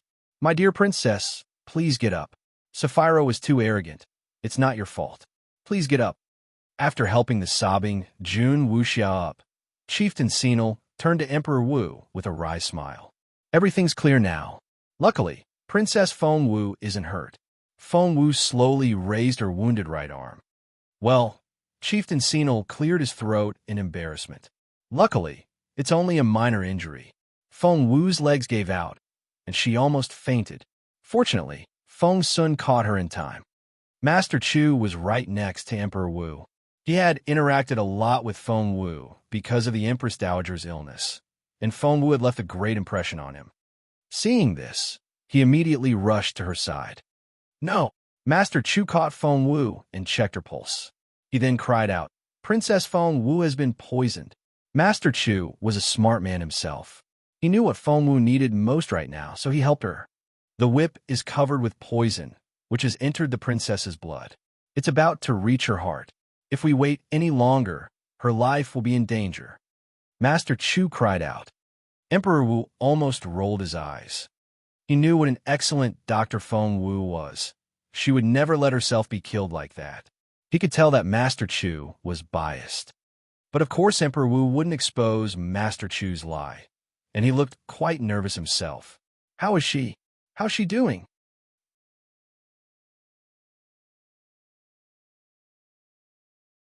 Chapter 1568, Untitled. Chapter 1568, Untitled. Master Chu said nervously, It's an acute poison that takes effect very rapidly. We can formulate an antidote from scratch, but it'll take longer, and I don't think Princess Feng Wu can wait that long. Chieftain Senil didn't need more urging. Smacking Sapphiro on the back, he said, The antidote. Sapphiro wanted to deny it, but seeing the stern look in her father's eyes, she had to say, I don't have it on me. Sapphiro. Chieftain Senil was really angry now. Father, I really don't have the antidote on me. My younger sister made it. Only she has it. Sapphiro gritted her teeth. Chieftain Senil threw a dirty look at Sapphiro before telling his own guard to fetch the antidote. But that way, he had confirmed the fact that Sapphiro had injured Feng Wu. As time crawled by, the atmosphere was tense and the mood was very awkward. Every minute felt like an hour to Chieftain Senil. Feng Wu was still unconscious, but she would twitch or spasm every now and then, and white foam dribbled out of her mouth. It was terrifying to see her like this. Feng Sun stared at Sapphiro and said in a warning tone, If anything happens to little Feng Wu, You'll be held responsible. Sapphiro gritted her teeth and tried to make excuses. It's not like that. The poison should only knock her out. It shouldn't make her twitch or spit white foam. She's faking it. Holding Feng Wu's hand, Feng Sun said angrily, "Are you saying that Feng Wu is acting? So, she didn't faint, but is only pretending to be unconscious?" Sapphiro said, "That's exactly what I'm saying. She's just a poser." Feng Sun was so angry that he laughed. He then tried to take her silver whip. "Fine. If that's the case, why don't you join her? Let me see if you twitch or spit up foam." "Hey, what are you doing? Don't take my whip. I'm a princess." Feng Sun smirked. "Then, my princess, enjoy your poison." "Stop," Emperor Wu said coldly. Only then did Feng Sun stop. Emperor Wu gave Sapphiro a very unfriendly look. The younger princess wasn't staying very far away, and a guard ran back in less than 5 minutes, holding the antidote with both hands. Feng Wu only slowly opened her eyes after the antidote was fed to her. "See? I told you already. She's fine. What a poser, acting as if she was going to die." Sapphiro glared at Feng Wu. Feng Wu looked weakly at Sapphiro, as if she was sapped of all strength. She then fell to the side and fainted again. "Xiao Wu!" Before she fell, she tugged Feng Sun's hand. Taking the hint, he gave an exaggerated reaction. Feng Sun could exaggerate as much as he wanted now, because Emperor Wu was on his side. "What's wrong with Xiao Wu? Is the poison not neutralized?" Emperor Wu knew how good a doctor Feng Wu was, so he obviously asked that on purpose. Jun Wuxia glanced at her father and realized that he was clearly on Feng Wu's side. Only those of the Sinnoh grassland were completely in the dark and were convinced that Feng Wu had really passed out from the poison. Master Chu shook his head as he checked Feng Wu's pulse.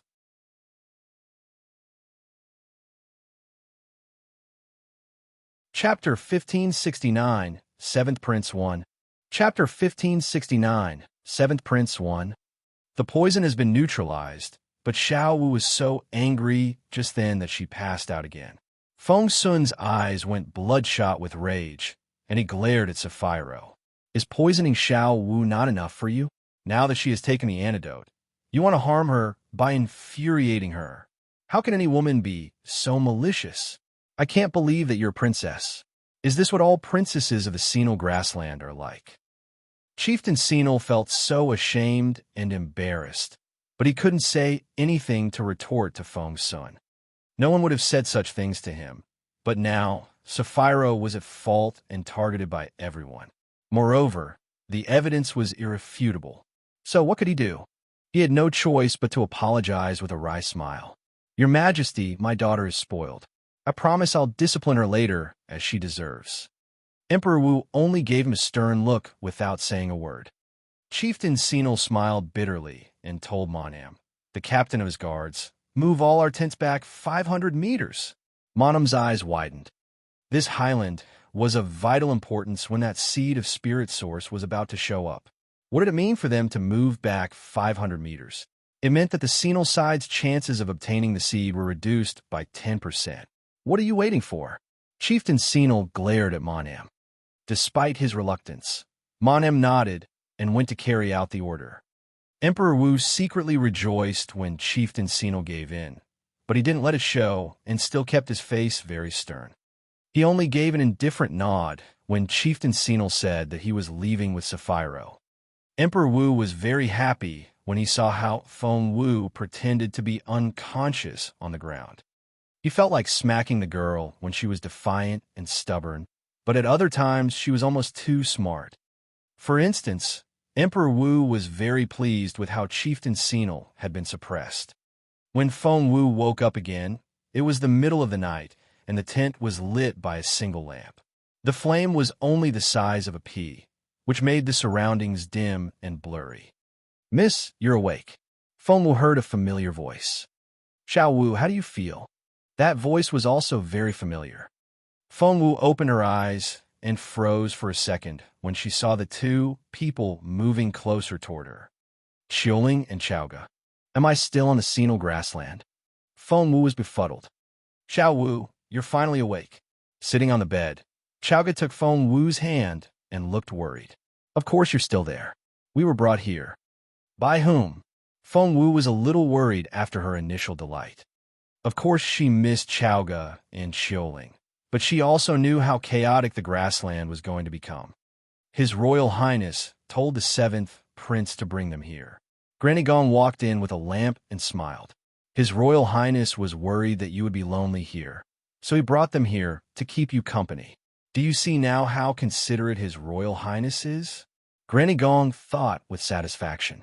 But Feng Wu only frowned. Jun Linyuan had brought them here. Did he really do that because he was worried that she would feel lonely here?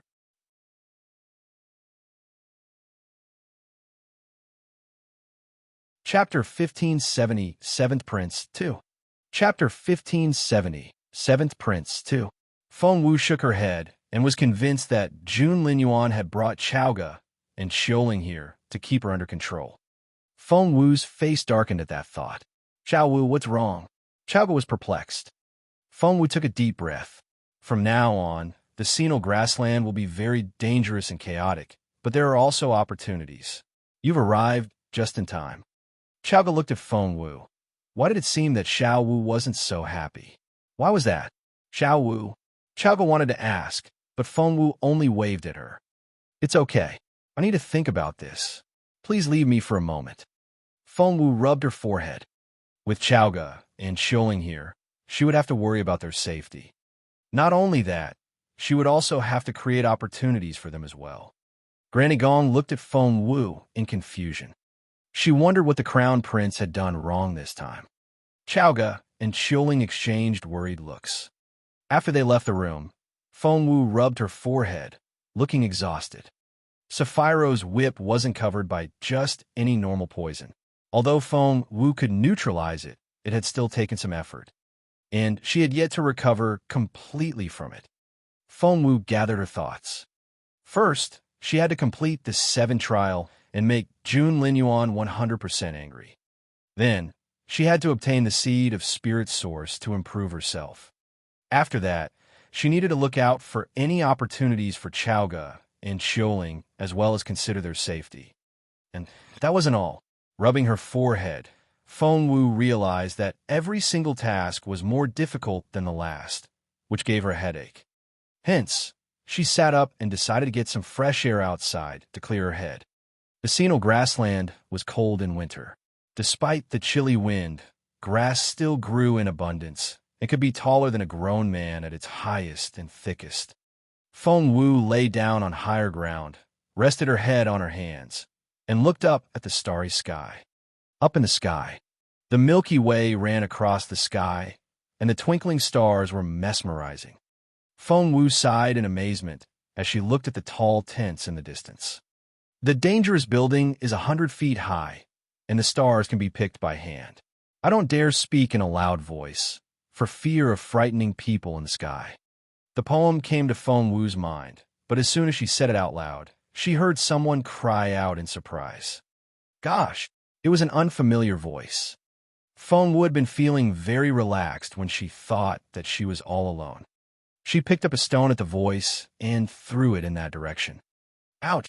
A teenage boy yelled in pain before he showed his face. Hey!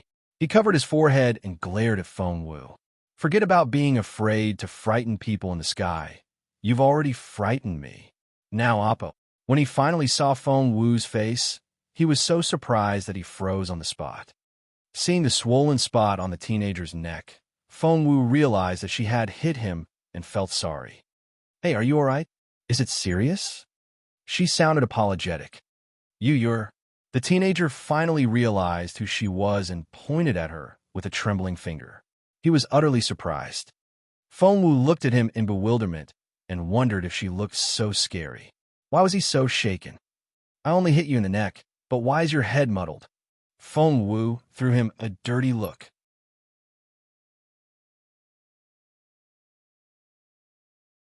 Chapter 1571, 7th Prince, 3. Chapter 1571, 7th Prince, 3. The teenager stared at Feng Wu and still couldn't utter a coherent sentence after quite a while. Come over here and let me see your wound. Hey, I'm a physician. I won't hurt you. Feng Wu immediately pulled the teenager to her side. He was slightly older than Feng Wu, but he couldn't be more than 15 or 16. He stole a glance at Feng Wu when she pulled at him. But Feng Wu didn't notice, as all her attention was on his neck. The energy channel is indeed injured. My aim is quite accurate. After some close inspection, Feng Wu saw that the channel was indeed disrupted as she had foreseen, which pleased her. The teenager rolled his eyes at Feng Wu. So, are you showing off? Ahem. Of course not. Feng Wu immediately changed the subject. Although your energy channel is injured, I knew what I was doing, and your main artery is untouched. Otherwise, you wouldn't be able to talk now. So, wasn't I nice to you? The teenager was speechless. Feng Wu didn't care how the teenager felt. She took out some ointment and smeared it on his neck. Hey, that's very inappropriate. The pretty teenager protested. Feng Wu smacked him on the head. Nonsense. This is a supreme-level recovery ointment. Would you know how to apply it? The pretty teenager didn't know what to say. No more crap. Activate your energy so that the bruise will disappear more quickly. Feng Wu glanced at the teenager. All right, he nodded obediently. When Feng Wu applied the ointment on him, he could feel her soft hands on his neck. He stole a glance at her, but all her attention was on his wound. Focus, said Feng Wu without looking at him. Sure. The teenager looked down, but he opened his eyes again after a while and stole glances at Feng Wu. He wondered if she really hadn't recognized him and felt conflicted. As much as he wanted to ask her, he also feared her answer.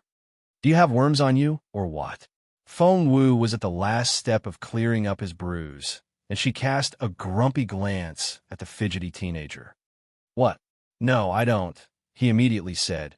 He was a very clean and tidy noble young man. If not, why are you squirming? Feng Wu looked at him. Well, Feng Wu waved him off before he could think of an excuse. It doesn't matter. I don't care. The pretty teenager didn't know what to say. Feng Wu was as amazing as always. After a quick massage, the bruise on the teenager's neck disappeared. Done. She wrapped things up. Taking out a damp handkerchief, she wiped each of her slender fingers clean. Then, with a wave of her hand, the cloth was set on fire.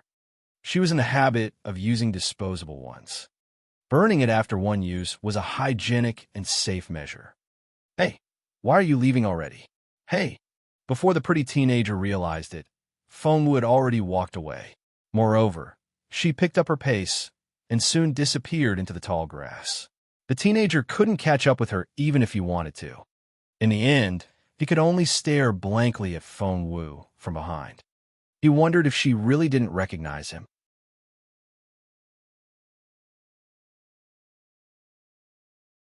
Chapter 1572, Seventh Prince, 4. Chapter 1572, Seventh Prince, 4. Hey kiddo, what are you doing out here in the middle of the night? Feng Sun came out of nowhere shortly after Feng Wu left. What? The teenager jumped at the sudden sound. When he turned around and saw that it was Feng Sun, he pressed a hand to his chest. Brother Feng, you scared me. Feng Sun rubbed his head grumpily. What are you doing here? Staring into empty air. Following the teenager's gaze, Feng Sun saw nothing but the tall grass. Please don't tell me you were looking at a pretty girl. Feng Sun raised an eyebrow and teased him. However, the teenager immediately blushed when he heard those words. That was quite the reaction. Feng Sun immediately stared at the teenager and yelled, Hey kiddo, was that what you were really doing, looking at a girl? Ahem. Instead of denying it, the teenager smiled shyly. Feng Sun looked like he had just discovered a new land. Well, Jun Linyan, how old are you now? You're interested in girls already. I'll be 16 next year. Blushing, the teenager stared at Feng Sun. Feng Sun laughed. All right. You're 16 and a big boy now. Hey, by the way, throwing an arm over the teenager's shoulder, Feng Sun asked, Now, tell me, which family is this girl from? Jun Linyan pursed his lips and smiled shyly.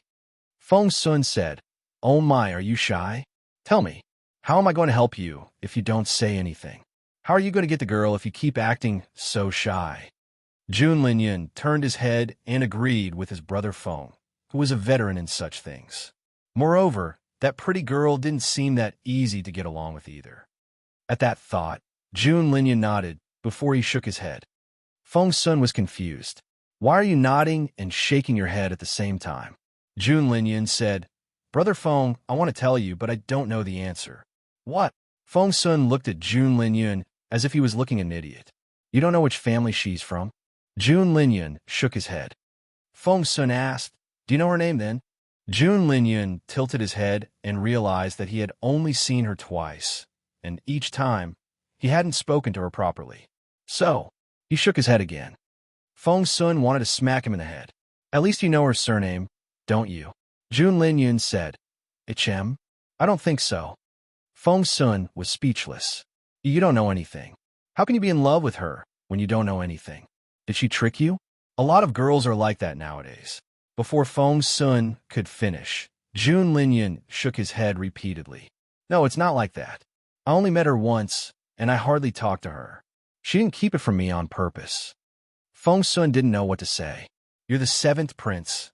Every person in the Junwu Empire should know you.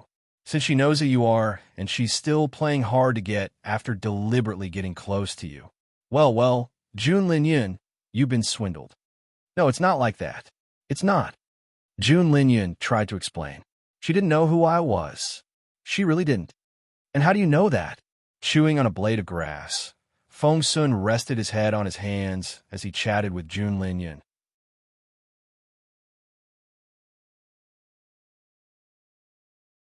Chapter 1573. It has to be her one. Chapter 1573.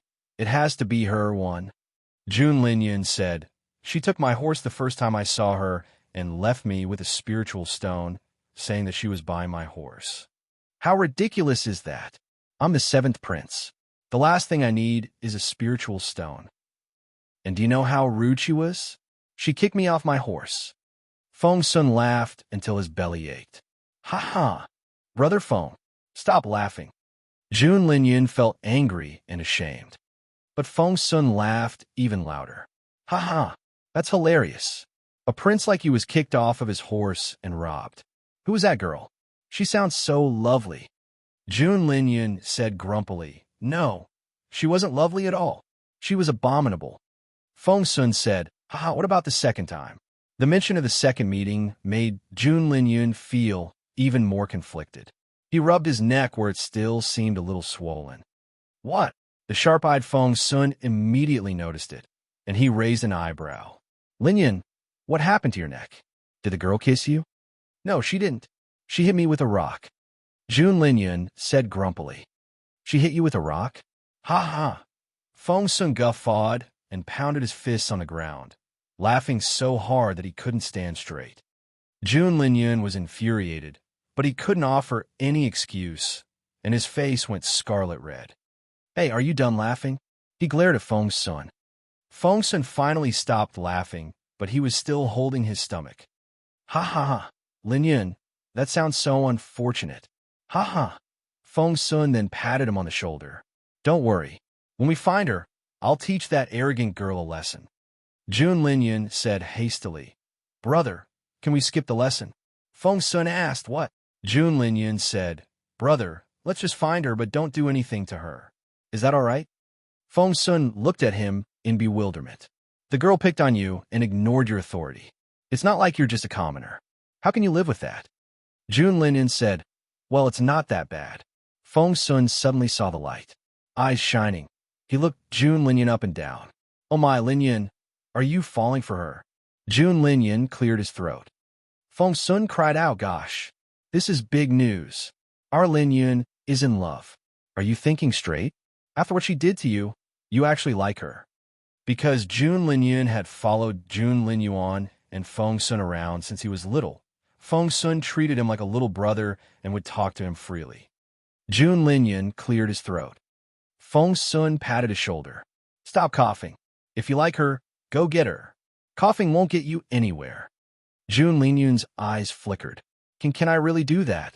Feng Sun almost rolled his eyes. Of course you can. The girl may be rude, vulgar, and a bit violent, But you like her, don't you? Jun Linyan said, Yes, I do. I really like her.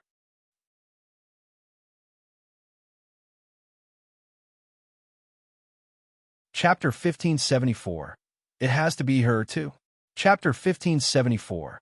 It has to be her, too. Feng Sun said, Do it then. It's not a big deal. Jun Linyan nodded and looked expectantly at Feng Sun. Brother Feng, you're going to help me, aren't you? Feng Sun liked the feeling of being needed, so he patted his chest with a smile. Don't worry. I'll help you with courting the girl. But remember this. When she's yours, you have to discipline her when needed. Don't let her go over your head. Got it? Jun Linyan was elated. I'll remember that. Poor Feng Sun. He had no idea that the girl Jun Linyan had fallen for his Feng Wu. Had he known better, he would smack his own head. But our top priority right now is to find that girl, Feng Sun said. With Feng Sun by his side, all Jun Linyan needed to do was follow his instructions, so he immediately nodded. Feng Sun said, To find the girl, we need to find a name list first. After all, everyone on this trip is registered. With the list, we can eliminate the names one by one. In the end, the rude girl won't be able to hide anymore. Jun Linyan nodded repeatedly. There are only 2 copies of this list. His Majesty has one, and Boss Jun has the other. Come, let's go to your brother. Jun Linyan could hardly contain his excitement. Soon, he would know the naughty girl's name. Jun Linyuan had been trying to make some progress lately, so he had been spending most of his time meditating. However, Jun Linyan was quite lucky. He and Feng Sun arrived when Jun Linyuan happened to wake up. Brother, please help me. Jun Linyuan threw himself at Jun Linyuan as soon as he saw him. Jun Linyuan frowned a little and gave Feng Sun a grumpy glance. Feng Sun pursed his lips. Boss Jun, Linyuan is a big boy now. He's fallen for a girl he has to marry. He has to marry? Jun Linyuan gave Jun Linyuan a strange look. Jun Linyan immediately nodded. That's right. It has to be her. Brother, please help me. Jun Linyuan narrowed his eyes. What girl? She had to have a death wish, seducing his talented brother like this. Jun Linyan and Feng Sun both smiled bitterly. We wouldn't have come to you if we knew who she is. Crossing his arms, Feng Sun leaned against the wall. He looked full of spirit. Well, Jun Linyuan raised his eyebrows. As a matter of fact, your brother doesn't even know her name. He fell in love with her after she picked on him twice. Feng Sun was greatly amused. Nonsense. Jun Linyuan stared at Jun Linyan with an imposing look in his eyes. Jun Linyan had always been afraid of Jun Linyuan, so he was terrified when he saw that look. But he still summoned up his courage and gritted his teeth. Brother, she's the only love of my life. If I can't marry her, I won't marry anyone else. Please help me. Jun Linyuan narrowed his eyes. Are you sure?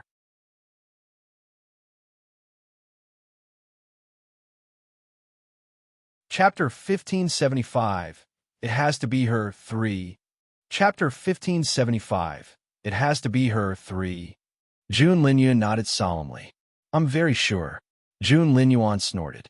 If that person has this much of an impact on you, we have to get rid of her. Brother. Jun Linyan cried out.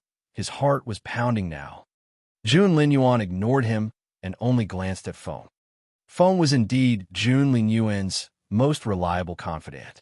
One look from Jun Linyuan, and Feng knew what he wanted. Soon, Feng fetched a small, exquisite chest. It was a fine chest made of purple sun wood, and one could tell how well-maintained it was from its vivid color. Feng opened the chest to reveal the booklets neatly packed together inside. Feng said, Here's the entire list of everyone in His Majesty's entourage with all their information, including a portrait and their family background. Please feel free to look through them. Jun Linyan stared at the chest, feeling so excited that his fingers trembled. He really wanted to know who the girl was. Feng Sun was curious as well. Let me help you. I'd like to know who this girl is. After what she did to you, how can you be so infatuated and mesmerized? Xian had been holding his sword on the side, with an indifferent look on his face, but even he was a little intrigued. As they were speaking, they started. Feng Sun took all the booklets out of the chest and told Jun Linyan, Let's search by family, one at a time. Jun Linyan said, sure. The Zhua family, the Dugu family, the Moon Manor, they even looked through the Feng family. But because of Feng Wu and Feng Yinfeng's previous conflict, she had been banished from the clan, and her name wasn't included in the Feng clan's booklet anymore. As for the booklet of the Crown Prince's residence, it was so easily overlooked, and the two men didn't think of looking at it at all. Therefore, they read every booklet from front to back, and, after going through almost all the booklets, she's not there. Feng Sun looked at Jun Linyun in disbelief. Jun Linyun shook his head. That's odd. Feng Sun rubbed his chin. Is it possible that the girl isn't one of ours? That's the only explanation. What's that? Jun Linyun obviously trusted Feng Sun, but he could never have expected for Feng Sun to be so wrong. The only possibility is the girl is a member of the Sino Grassland. Feng Sun smiled wryly. If that's the case, we'll have to cover a lot of ground. Moreover, we've only just fallen out with Chieftain Sino today. Ahem. Jun Linyun gritted his teeth. Brothers, I've made up my mind. I have to marry this girl regardless of who she is. She's the only one I want for the rest of my life. Please help me. Despite his wry smile, Feng Sun was secretly alarmed. He knew that this girl had to be spectacular to have mesmerized Jun Linyun to this extent. He wanted to find out who the girl was more than ever. Everyone in the room wanted to find the teenager's dream girl, but if they had known that it was actually Feng Wu, the expressions on their faces would be so interesting. Feng Wu had no idea that she had become their target. When she returned, she found another person in her tent. Face buried in her arms, she was fast asleep over the table. On the other hand, Chilling was especially gifted at taking care of daily affairs. Miss, please have something to eat. You shouldn't walk around on an empty stomach. Chilling had always looked after Feng Wu well. By the way, miss, said Chilling.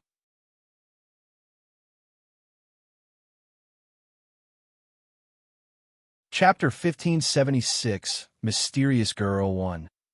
Chapter 1576, Mysterious Girl 1.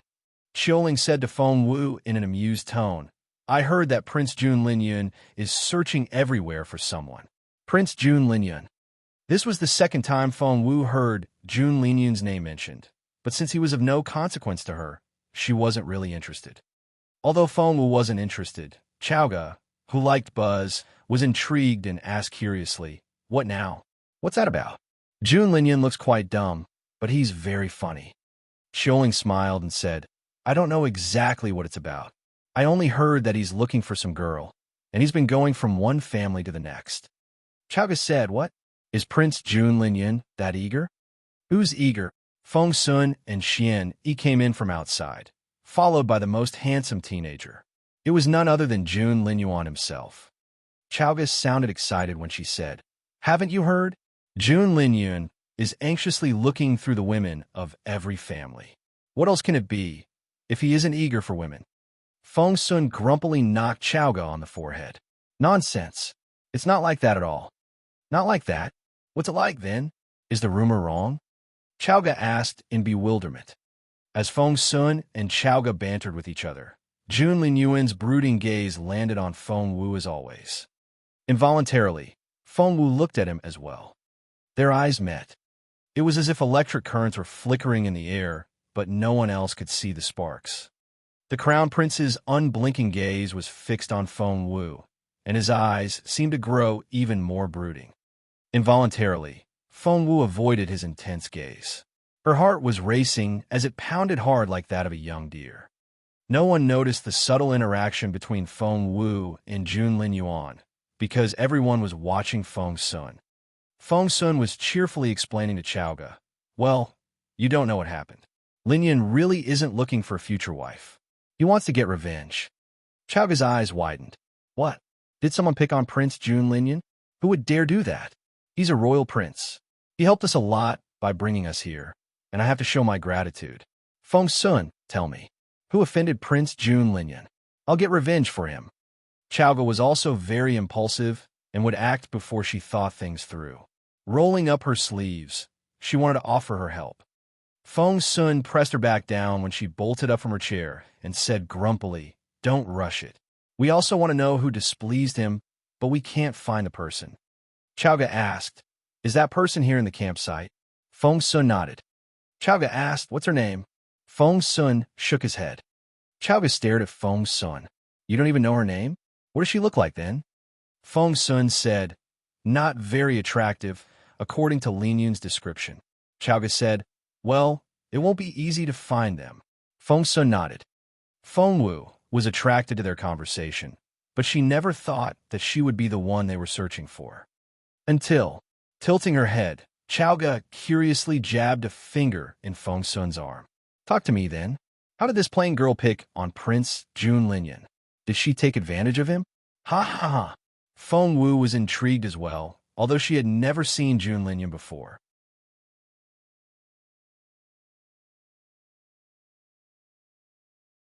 Chapter 1577, Mysterious Girl 2.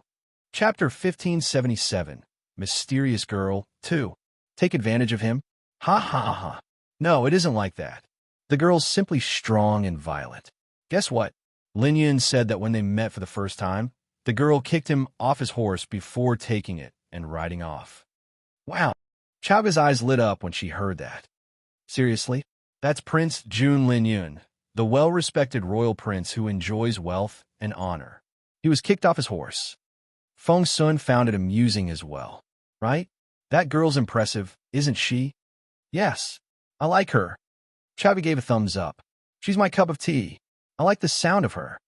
While Feng Sun and Chowga were chatting happily, Feng Wu's face stiffened. She had done the same thing once, kicking someone off their horse before riding off. What did that poor teenager whom she kicked off look like? Tilting her head, Feng Wu tried to remember, but she could only recall how angrily he had hopped around.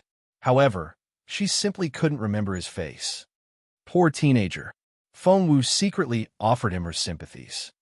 Over on the other side, Feng Sun and Chowga went on chatting happily. Feng Sun said, haha, you have no idea what happened next. The girl did something even more awesome. In the middle of the night yesterday, right in the meadow behind our campsite, Chowga's eyes widened, and she asked curiously, in the middle of the night in that meadow where the grass is taller than a grown man? Oh my, it's not like that. Feng Sun smacked her on the forehead. What are you thinking? In fact, Feng Wu was curious as well. Before she knew it, she had moved closer and grinned at Feng Sun. She had been in that meadow at the back last night as well, but she hadn't noticed anything. Seeing that Feng Wu was interested as well, Feng Sun was satisfied. He smiled and said, that girl is so amazing. In their second meeting, she hit Lin Yun with a rock right away. That poor boy. After finally managing to catch up with us, he was hit by a rock before he could take a nap in the meadow. Feng Wu didn't hear the rest of his words. The only thing she could hear repeatedly in her head was that Prince Jun Lin Yun had been hit by a rock. Feng Wu didn't know what to say. If she remembered correctly, she had indeed hit a teenager in that meadow the night before by accident. And if memory served her right, she had also taken a teenager's horseback in the Imperial capital. Were they the same person? Although she couldn't remember his face, the guy had been quite jumpy on both occasions. So, they might be the same person. So, that really was Prince Jun Linyan. And she was the one he was searching for. Feng Wu felt conflicted and thought that she should explain herself. However, before she could say anything, Feng Sun grinned and said, that's why Linyan has been turning this place upside down for that girl. Chowga said, he's a prince. After what he went through, he has to get his revenge. You would normally be right. No one would like such a rude and violent girl. But Lin Yun isn't just any normal teenager. Feng Sun was utterly bemused.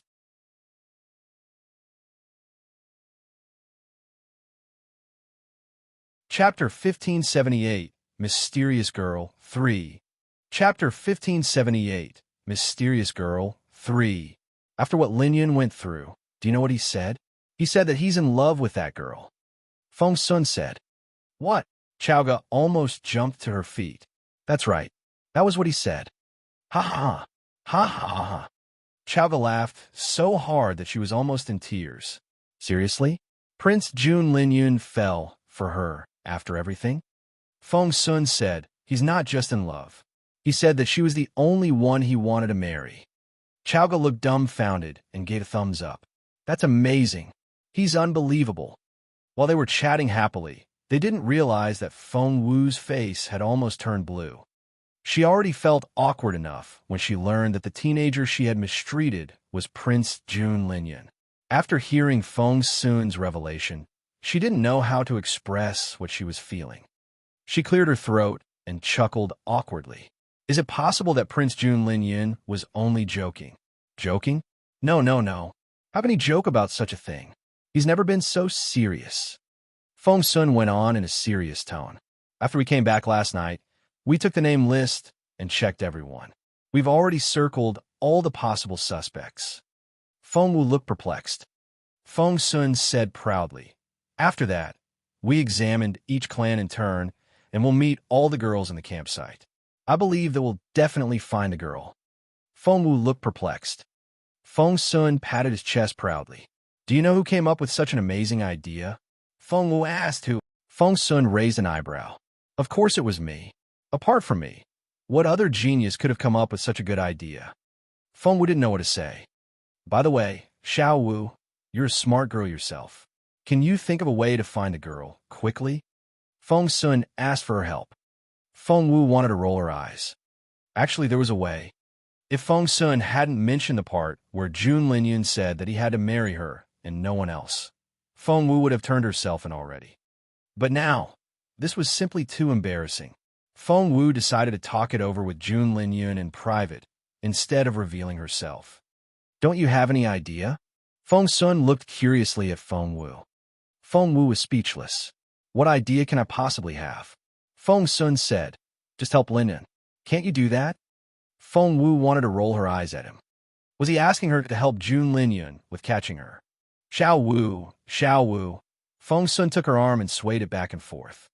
However, as soon as his fingers touched Feng Wu's skin, there was an intense gaze on him that felt like a shot from an arrow. Ouch! Feng Sun involuntarily drew back his hands, feeling as if boiling water had just been poured over him. That was right. Boss Jun was watching. By the way, why isn't Prince Jun Linyan with you guys? Weren't you searching each clan? Chowga asked curiously, resting her chin on her hands. Feng Sun shrugged. Jun Wuxia took him away. Chowga looked out the door curtain. It was true. A short distance away, tears were rolling down Jun Wuxia's cheeks as she spoke to Jun Linyan. That displeased Chowga. Dropping the door curtain, she said, What's Prince Jun Linyan's problem? Can't he tell that Jun Wuxia is up to no good?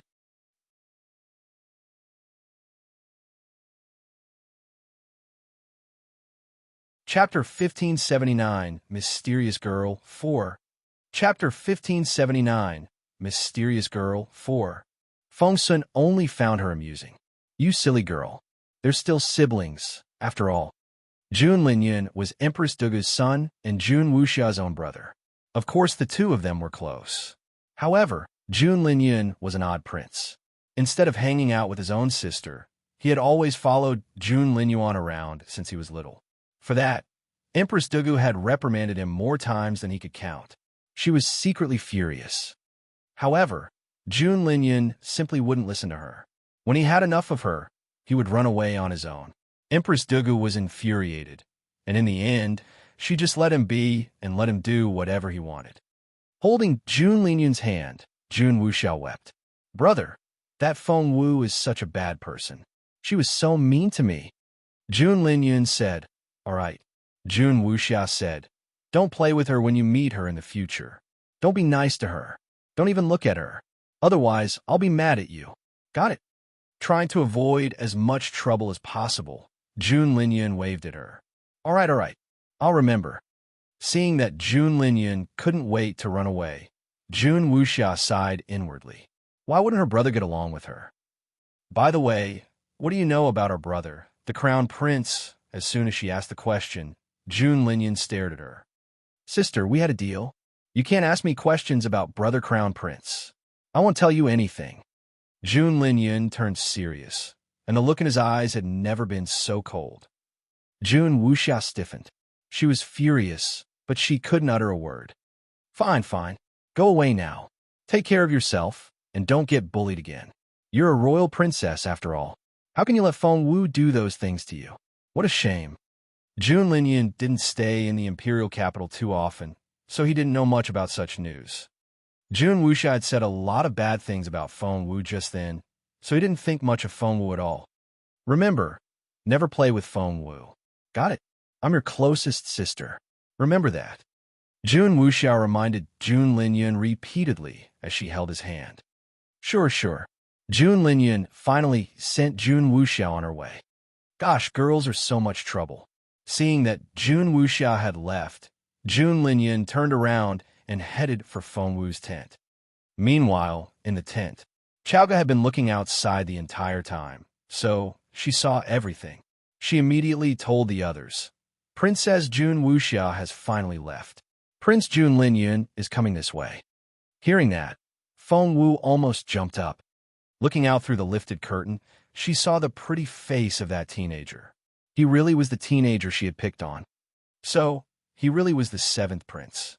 Feng Wu didn't know whether to laugh or cry. So, was he coming here now? As soon as he walked in, he would see her and recognize her. After that, Feng Wu could think of 100 ways to avoid him if she wanted, so that he wouldn't recognize her.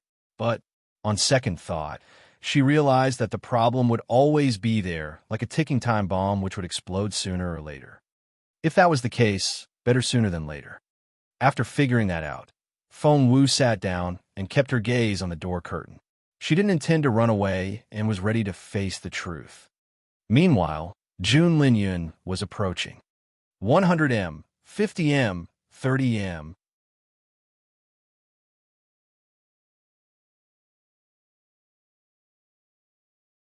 Chapter 1580 Mysterious Girl 5. Chapter 1580 Mysterious Girl 5. Chaoga had become quite familiar with Jun Linyan after their journey here together. Hence, she waved at him through the window. Jun Linyan, come and sit with us. She had left a good impression on Jun Linyan, and he thought about coming in.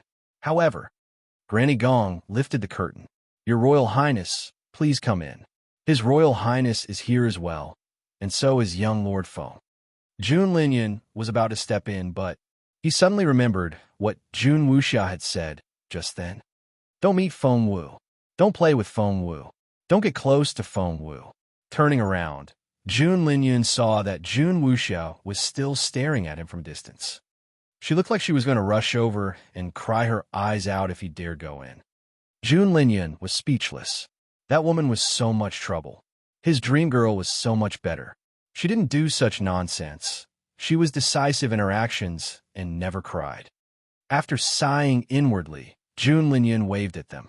Brother Feng, I'm not going in. You guys come out here. Feng Sun said grumpily, get in here and meet little Feng Wu, because she was going to be his future sister-in-law. However, Jun Linyan waved his hands. No, that won't be necessary. I shouldn't meet her. Otherwise, my sister will cry her eyes out. Brother Feng, come out here already. We need to visit the next clan. It's the Feng clan's turn. Feng Sun still wanted to hang out with Feng Wu for a while, but Jun Linyan kept urging him. Brother Feng, don't you want to know what that girl looks like? Aren't you curious who she is? Don't you want to find her quickly? Brother Feng, fine. Stop nagging. With no other choice, Feng Sun had to stand up and say goodbye to Feng Wu. Feng Wu was crying inwardly. She didn't know how to describe her feelings anymore. Jun Linyan wouldn't come in, so she decided that it wasn't her fault. Poor Jun Linyan. The real Feng Wu was only a few steps away from him, and he wouldn't be able to find that girl anywhere else. When Feng Sun came to find Feng Wu at dinner time, Chaoga asked curiously about the outcome. Did you find her? Did Prince Jun Linyan find his dream girl? Chaoga asked curiously as she handed Feng Sun some skewered meat. Feng Sun shook his head as he wolfed down his food. He ate more than a dozen in a row. Only then did he slow down a little. We couldn't find her, said Feng Sun, smiling wryly. That's just the strangest thing. We checked all the girls of the right age in the campsite according to the list, even the chambermaids and servant girls, but we still couldn't find her. Did she run off already? Chaoga said, Isn't this entire area covered with a formation? No outsider can get in, and we can't get out even if we wanted to. Feng Sun nodded. Because the spiritual essence is about to recover, the formation on this spirit source land has activated. It's true. No one can get in or out. The deadline was right after you arrived. Chowga nodded. That is to say, that girl has to be in the campsite. Is it possible that she's not one of us? Feng Sun said, I thought the same, but according to Lin Yun, that girl is definitely one of us. She didn't look like a grasslander.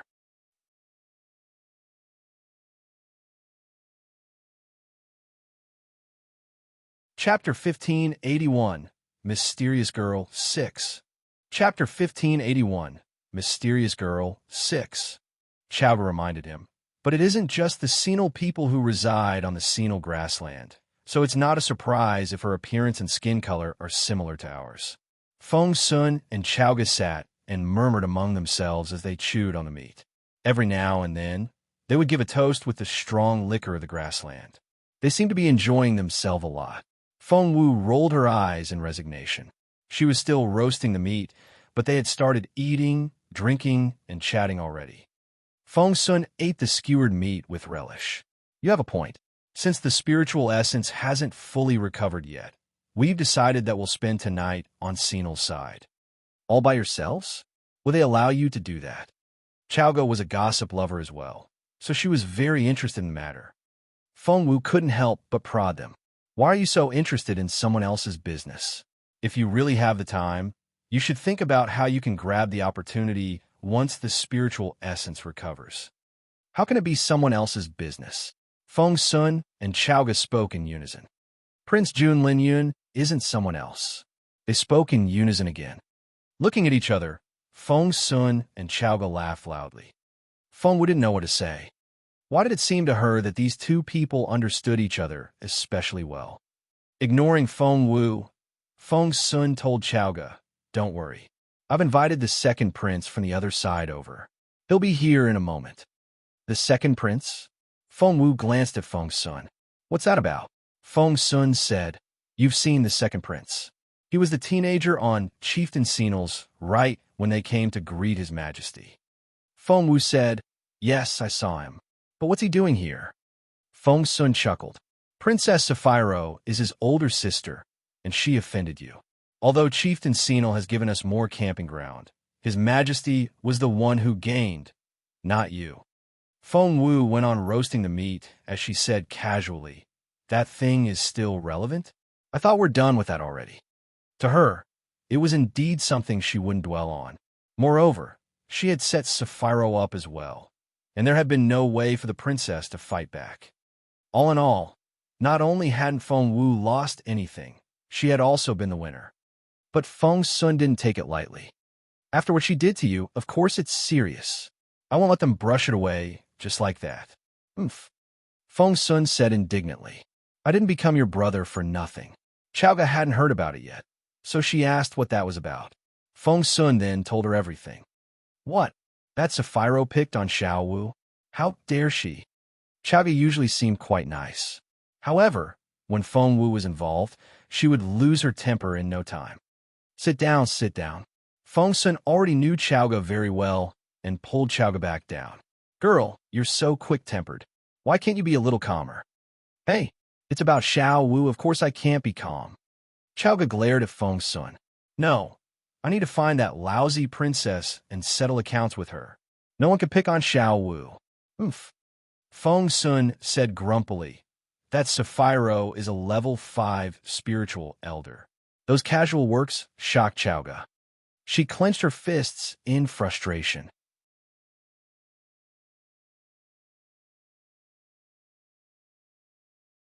Chapter 1582, Mysterious Girl 7. Chapter 1582, Mysterious Girl 7. She was a mere level 9 spiritual grandmaster at the moment, not even a spiritual elder yet. The difference in their capability was too big. Chowga smacked her own head in frustration. It's all my fault. I haven't practiced hard enough. I'm too slow.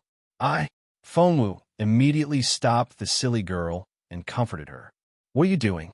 You're already a level 9 spiritual grandmaster. You're so close to becoming a spiritual elder. If you can use this opportunity well, becoming a spiritual elder won't be a problem for you at all. Just think about it. How fast have you been making progress since we met? No one else can do the same thing, right? It's the same for both of us. We wasted a lot of time in the past 5 years. Chowga, you have to believe this. Given enough time, we'll rise to the top again. When that happens, no one will pick on us ever again. That's when I'll need your protection. All right? Encouraged by Feng Wu, Chowga took her hand and said solemnly, Xiao Wu, have faith in me. I'll work as hard as I can in my cultivation, no matter how much hardship I'll have to endure. I'll become so awesome one day that I'll be able to protect you from all the bad guys. Feng Wu said, yes. Feng Sun couldn't stand it anymore. Hey, both of you, that's enough. Plus, Duan Chowga, you don't need to worry at all. With Boss Jun around, no one will pick on Feng Wu. Chowga flared up when Jun Linyuan was mentioned. No one can pick on Xiao Wu when His Royal Highness is around? Then why did Sapphiro mistreat her? Feng Sun said, well, Chowga said, plus, he was the reason for it. He's like this big, flashy flower that attracts all sorts of bees and butterflies. Feng Sun said, well, Chowga then took Feng Wu's hand. Xiao Wu, His Royal Highness, is unreliable. Can you maybe not fall in love with him?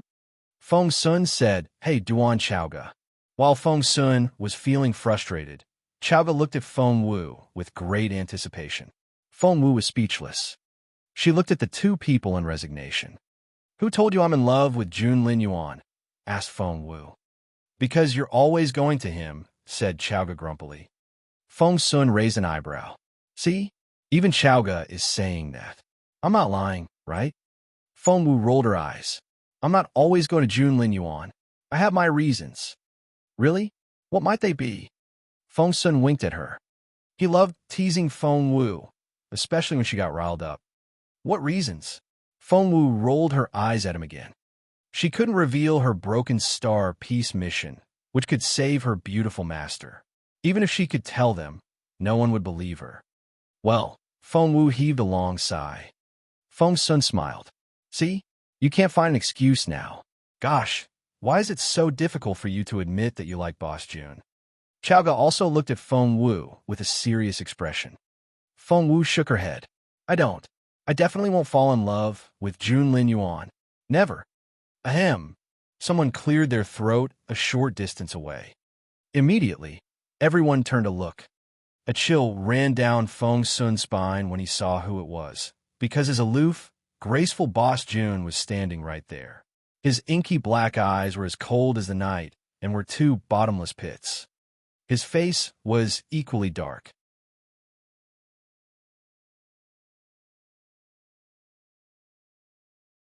Chapter 1583, Mysterious Girl, 8. Chapter 1583, Mysterious Girl, 8. The cold air coming out of him could freeze a person to ice.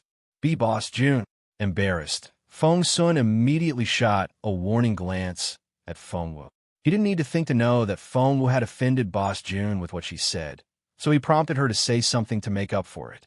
Feng Sun thought that Jun Linyuan would flip his sleeves and walk off like he always did, but this time, he kept his unblinking, inky black eyes on Feng Wu as he walked over and sat down on a stone. Immediately, the air seemed to freeze. No one dared to speak, nor make a sound. Ahem. Feng Sun stepped out to save the day. Because he knew that if he didn't say anything, Boss Jun would probably stare at Feng Wu for the whole day. Well, Feng Sun tried to find something to say, so he asked Xian, why don't I see Lin Yan anywhere? He hasn't run off to cry, has he? Xian, he shook his head. Her Majesty the Empress summoned him. Feng Sun nodded. Jun Linyan was Empress Dugu's own son, but to her frustration, he had never been close to the second prince, who was his own brother. Instead, he had followed Jun Linyuan around since he was little. Therefore, Empress Dugu would lecture Jun Linyan whenever she could. But she didn't have much opportunity to do so, because Jun Linyan loved to roam afar, and she could never keep him close. Feng Sun went on trying to change the subject. Poor Linyan. By the way, does Her Majesty know that he's determined to marry that unnaturally strong girl? Holding his sword between his arms, Xian nodded. Feng Sun grinned. He'll have a miserable time then. Her Majesty will give him a very long speech. Xian nodded again. Feng Sun was speechless. Xian, he was such a bad conversation partner. But if he didn't say anything, the air would feel so icy cold that it hurt his back. Xiaowu, what do you think of Lin Yun's matter? Do you think he'll be able to find that girl? Feng Sun went on talking nonsense. Jun Lin Yuan's cold but intense gaze gave Feng Wu the creeps. Hearing Feng Sun speak, she immediately jumped on a wagon. The unnaturally strong girl. Feng Wu was speechless. Feng Sun said, "That's right. I used to call her the rude girl, but Lin Yun wouldn't let me, saying that it sullied her. But of course she's rude. She hit a person as soon as she saw them." Feng Wu couldn't stand it. Not necessarily. Maybe she's just an ordinary girl who had to take his horse because she was in a hurry. Moreover, she might have given him some spiritual stones as compensation for it. Since no one would speak up for her, Feng Wu had to explain it herself. "How did you know that she gave him spiritual stones?" "Right?" Feng Sun smacked his head. "I remember now. Lin Yun did seem to mention something about some spiritual stones, but I forgot about it. I never mentioned it to you. So how did you know?" Whoosh. Instantly, all eyes were on Feng Wu. Feng Wu said, "Well." Jun Lin Yuan's eyes were so sharp that Feng Wu felt her skin burn a little. She cleared her throat. "I guessed it. Why can't I? Just because you can't guess it doesn't mean that someone as smart as me can't." Feng Sun scratched his head. "Something doesn't feel right, but I can't say what is."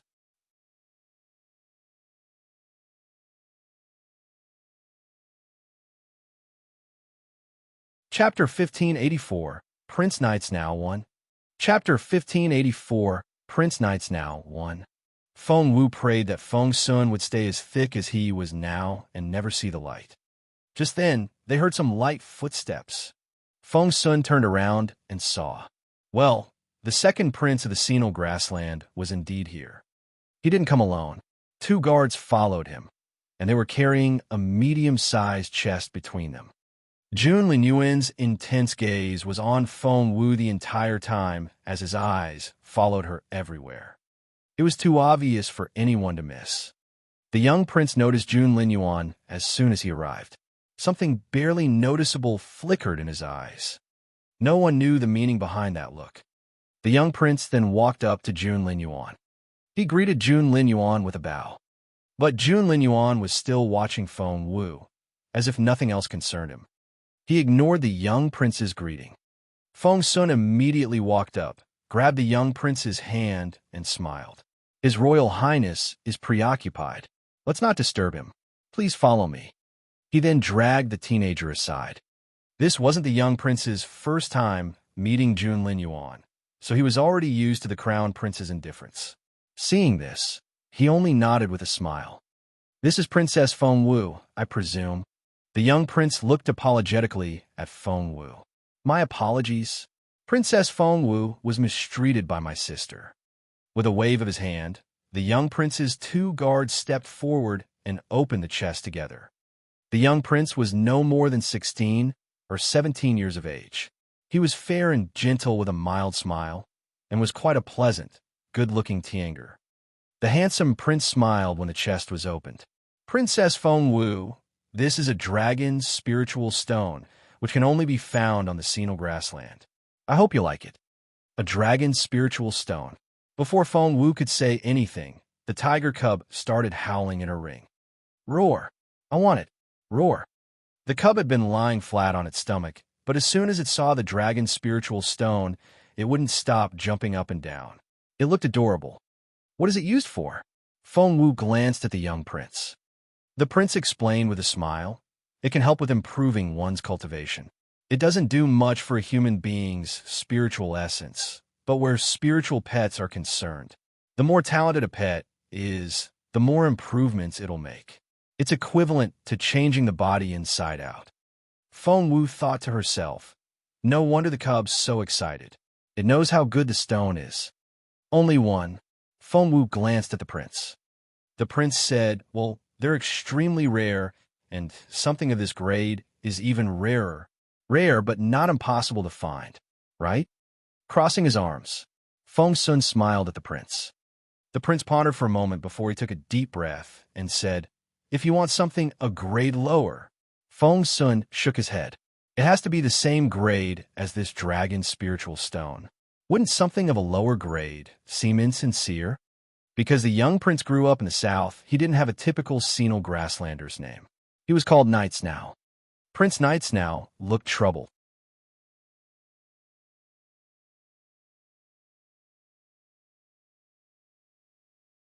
Chapter 1585, Prince Nightsnow, 2.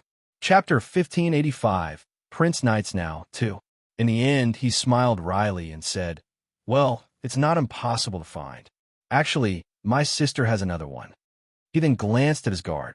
The guard quickly walked away to carry out the order. Feng Sun looked at Prince Nightsnow with a smile and found this teenager much easier to get along with than his domineering older brother. "Here's another chest." Nightsnow turned back to Feng Wu, still smiling mildly. The chest was opened, and a small, exquisite seal lay inside. It was pure white and made of jade, but it was warm to the touch, as if it was a living thing. "This is—" Feng Wu looked at him curiously. Nightsnow's smile was genteel, and his voice was warm. "It's a 10-direction seal. My sister, Princess Sapphiro, who injured you, found this treasure in her vault. She's giving it to you to express her apology." "A 10-direction seal? What's it for?" Feng Wu played with it in her hands. Nightsnow coughed into his fair hand and looked embarrassed. Feng Wu asked, "Yes." Nightsnow smiled wryly. "It used to be the seal of the female general, but that position has been removed, so, well, since it's made of warm jade, it'll be good for your health if you keep it on you." Feng Wu said, "In other words, it's just a pretty object." Nightsnow cleared his throat. "Well," Feng Sun smirked. "So, this is how Princess Sapphiro expresses her apology." Nightsnow couldn't say anything. "Take it back. We're not important enough for her apology." Picking up the seal, Feng Sun was about to toss it back. Just then, Little Phoenix shrieked. "Arg! Don't!" Feng Wu thought that her eardrums were going to burst. Little Phoenix paced around in the ring, distraught. "The seal is only a shell. It definitely has some treasure inside. You must have it." By then, Nightsnow had taken the seal back with a wry smile. "All right, I'll take the seal back. In that case, Princess Feng Wu, why don't you come to our place and pick something you like from our vault?" Feng Sun liked the idea a lot. However, Feng Wu waved her hands. "That won't be necessary. Since you've already bought the seal here, the seal it is then. Don't worry about it." Feng Sun stared at Feng Wu in disbelief and kept throwing warning glances at her.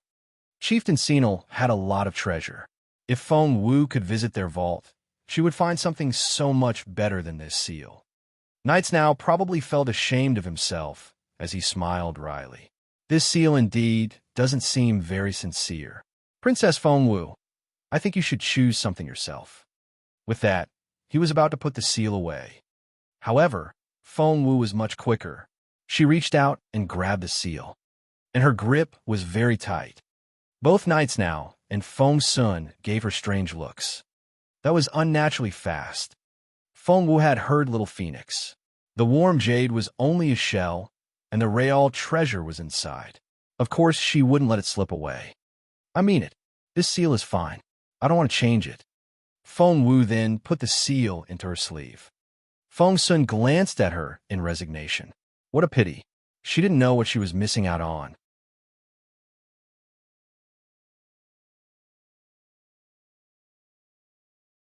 Chapter 1586, Prince Nightsnow 3. Chapter 1586, Prince Nightsnow 3. Nightsnow, on the other hand, quite like Feng Wu, because she wasn't as domineering as Feng Sun. What a nice smell. Nightsnow found the air filled with the aroma of roast meat. Turning around, he saw the skewered meat on the grill. How can it smell so nice? He found it hard to believe. The people of the grassland ate roast meat on a daily basis. However, even the best cook in court couldn't make anything that smelled so nice. Feng Sun raised his eyebrow. An idea suddenly struck him. "It smells nice, doesn't it? Come, sit here and let's chat. Feng Sun had been trying to find a way to become familiar with Nights Now. After all, they were on the senile grassland, and Nights Now might give them some help when they needed it. Nights Now sat down on the ground in his white robe.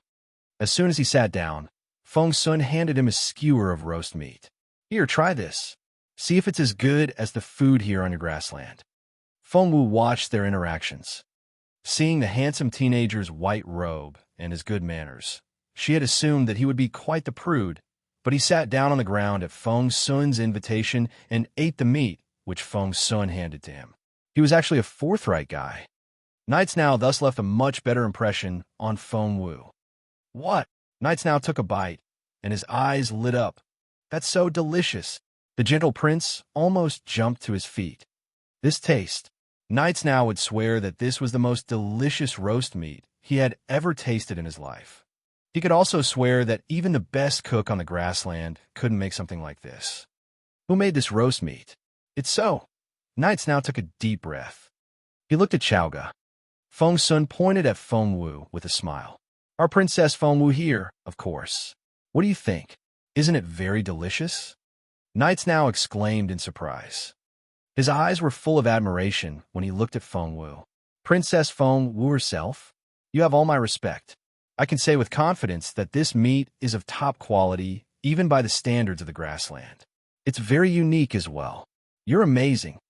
But before he could finish suddenly, his eyes widened, and there was a very strange look on his face. He wanted to leave, but the feeling came so fast that he was worried he would lose the opportunity to make a breakthrough if he was distracted. At that thought, Nights Now sat down with his legs crossed and immediately started cultivating. His two guards were astonished. Your Royal Highness. They thought that Nights Now had been poisoned, so they drew out their machetes and pointed them at Feng Wu and Feng Sun. What did you do to His Royal Highness? The other guard raised a shrill alarm. He moved so fast that Feng Sun didn't have time to stop him. Whoosh! Immediately, there was an uproar in the campsite. What's going on? What happened? Enemies? Are we under attack? Before long, almost everyone came out. People from both sides were rushing out of their tents. Immediately, they all ran toward where the prince was, and the two troops faced off against each other. What happened? Mu Manor was in charge of daily affairs, so Lord Mu was the first to arrive during the crisis.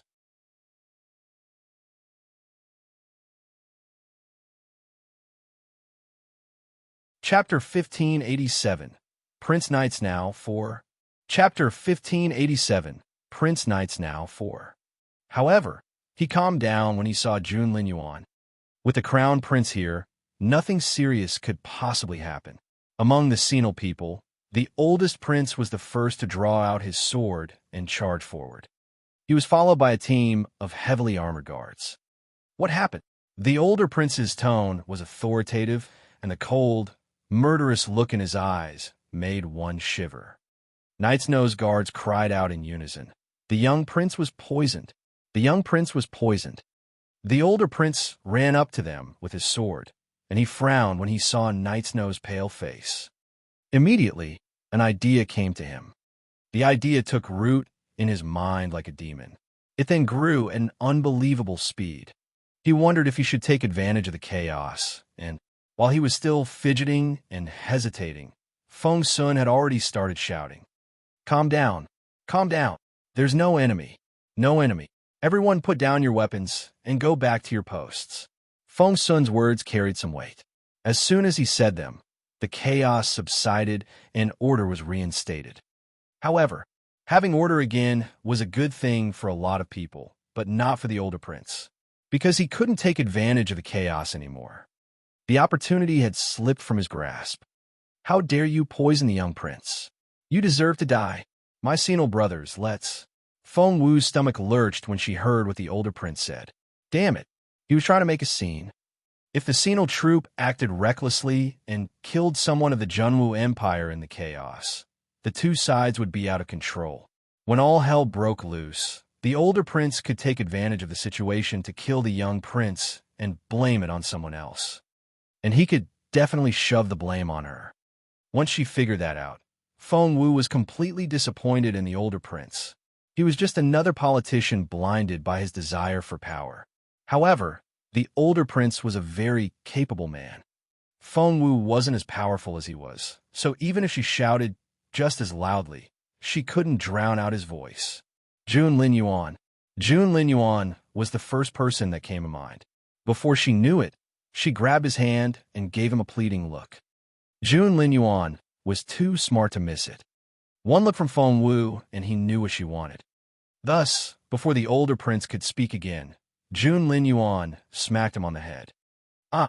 The older prince's head swam, and he faltered. He was stopped abruptly in the middle of his sentence. All conflict ceased at that moment. By the time he realized it, everything had quieted down. The older prince saw that he had been ambushed. Who did it? He turned to Jun Lin Yuan. When their eyes met, the older prince flinched. Such a terrifying teenager. And that terrifying teenager was watching him with brooding eyes. The older prince avoided the gaze involuntarily. He then looked from Jun Lin Yuan to Knights now. What a pity. After losing this precious chance, he would have to wait until the spiritual essence recovered. The older prince was quick to react. The next second, he glared at Feng Sun and asked, "Who poisoned my brother?"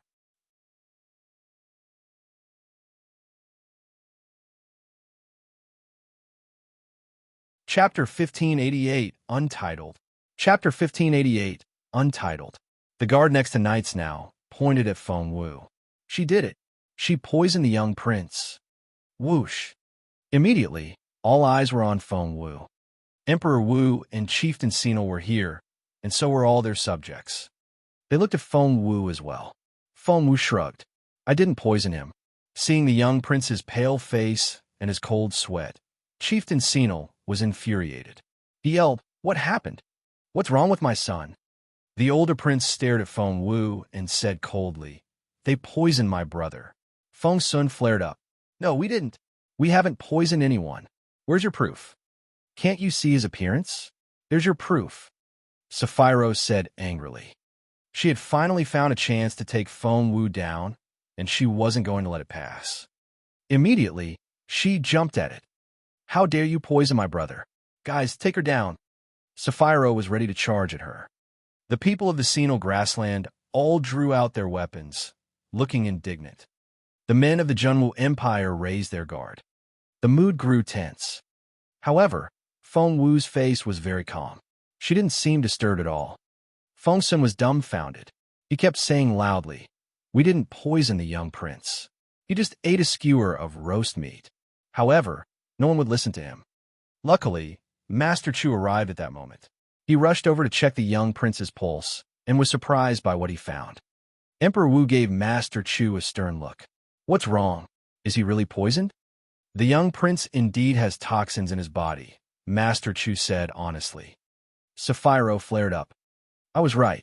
You poisoned my brother. Kill Feng Wu for me. She has to pay for it with her own life." Feng Wu and Feng Sun exchanged looks of disbelief.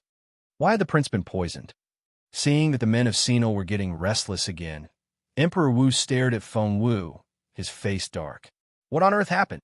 If Feng Wu caused a conflict between the two forces, she would have a lot to answer for.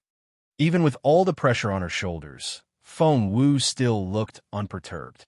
She said, "The second prince ate some roast meat before he became like this. But we ate the meat ourselves as well, and we're all fine." Master Chu stepped out and picked up a skewer of meat to examine it. "It's not poisoned," he gave his conclusion. Sapphiro wouldn't believe him. "Not poisoned? Why should we believe you?" Master Chu smiled and stuffed the meat into his mouth. It was made by Miss Feng Wu and filled with spiritual essence. If he was lucky enough, he would make a breakthrough. Only a fool wouldn't eat it. The others realized what was going on when he started eating. "Master Chu, let me help you." Master Bai, the other physician, stepped out of the crowd and quickly walked toward the roast meat. Thanks to Feng Wu's roast meat the last time, he had broken through his stubborn bottleneck. Feng Wu's dish was a treasure that could help with one's cultivation. One of the men of the Junwu Empire murmured, "Isn't the prince making a breakthrough?"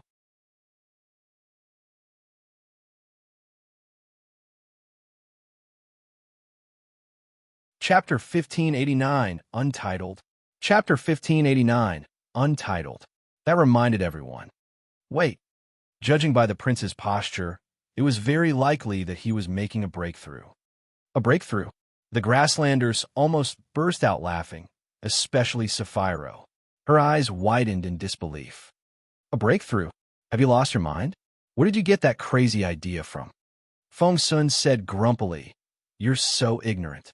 Xiao Wu's food has helped a lot of people make breakthroughs." Many men of the Junwu Empire nodded. Sapphiro laughed so hard that she was almost in tears. Her food can help one's cultivation? That's just preposterous. The people of the Junwu Empire are so naive. Feng Sun snapped. What if it's true? Sapphiro said, "If my brother really is making a breakthrough, I'll cut my head off and give it to you to sit on." Feng Sun said, "You mean it?" Sapphiro said, "I do. Everyone here is our witness. If my brother isn't making a breakthrough, I'll cut your head off and kick it around like a ball." Feng Sun looked to Feng Wu for her opinion. Feng Wu nodded slightly. Feng Sun said, "All right, it's a deal." Since a similar thing had happened several times in the Junwu Empire, all the men had gotten used to it and remained very calm. Not only the men, but Emperor Wu also looked perfectly calm. "Your Majesty, aren't you going to give us an explanation?" Chieftain Senil took the chance to try and force Emperor Wu's hand. "Are you going to ignore what happened to my son?" Crossing his hands behind his back, Emperor Wu said calmly, "Of course I won't. But you don't need to worry. Have a look and you'll see." Chieftain Senil said, "Your Majesty." Emperor Wu waved him off and looked at the grill. There was still a lot of roast meat on it, but Master Chu and Master Bai were eating quickly, and the amount of meat was going down as they watched. Emperor Wu glanced at the crowd behind him. They were all swallowing. They had to. They could endure it if it was just delicious, but the meat also contained spiritual essence that could improve their ability. No one would be able to resist it. Even Emperor Wu himself couldn't resist anymore. The chief steward knew Emperor Wu well. One look, and he knew what his master wanted. He quickly went to the grill and filled a clean porcelain plate with some roast meat before coming back to Emperor Wu. "Your Majesty, do you want to test if there's poison in it?" Had the steward lost his mind? Next to them, Chieftain Senil stared at the chief steward in disbelief. How had this man risen to his position? While Chieftain Senil was still staring at the chief steward in disbelief and thought that Emperor Wu would kick him away, the most unbelievable thing happened. Emperor Wu picked up some skewered meat and stuffed it into his mouth. "What?"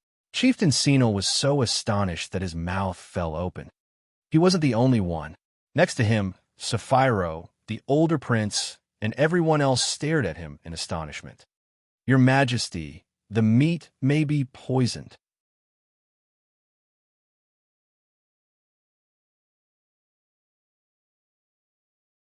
Chapter 1590, Untitled. Chapter 1590, Untitled.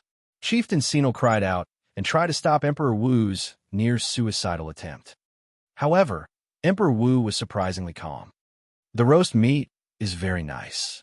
It's full of color, fragrance, and taste. Chieftain, would you like to try some?" Emperor Wu handed him a skewer of meat. Although that was a question, Emperor Wu was already stuffing the meat into Chieftain Senil's hands. He wasn't asking for his opinion. It was a plain statement. Chieftain Senil's heart sank. Emperor Wu pressed harder when he saw him hesitate. "Come, try one. It's really good." Emperor Wu was the ruler of the empire, and Chieftain Senil was his subject, so of course he had to follow the order. Fighting back his fear, Chieftain Senil took some meat with trembling fingers and stuffed it into his mouth despite his fear of death.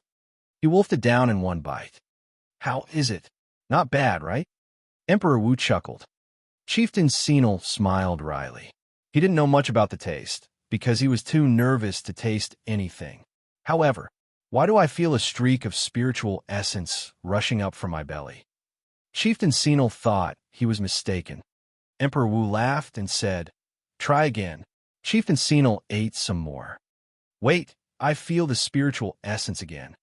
Chieftain Senil's eyes lit up. When he reached out to get some more, Emperor Wu told the chief steward, "You can put it away." The chief steward, who had been holding the plate with both hands, reacted quickly. Thus, when Chieftain Senil reached for it again, his grip closed on empty air. Your Majesty.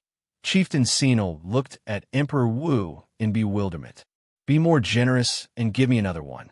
Chieftain Senil was anxious because he could clearly feel the spiritual energy inside him moving after he ate the meat. He had been stuck at a bottleneck for so long and hadn't felt this way in a long time. He had a feeling that if he could have more meat, he might be able to make a breakthrough. Emperor Wu shook his head. No, I can't give it to you. Chieftain Senil grabbed Emperor Wu's sleeve anxiously. Why not? You have a whole plate there. There are 10 skewers of them at least. Emperor Wu shook his head. No, I can't part with them. Chieftain Senil was befuddled. He had been stuck at his current level for so long. He had now seen a chance, but it was taken away abruptly. He wouldn't feel so anxious if the opportunity had disappeared on its own. The problem was that he still had a chance, and it was right in front of his eyes.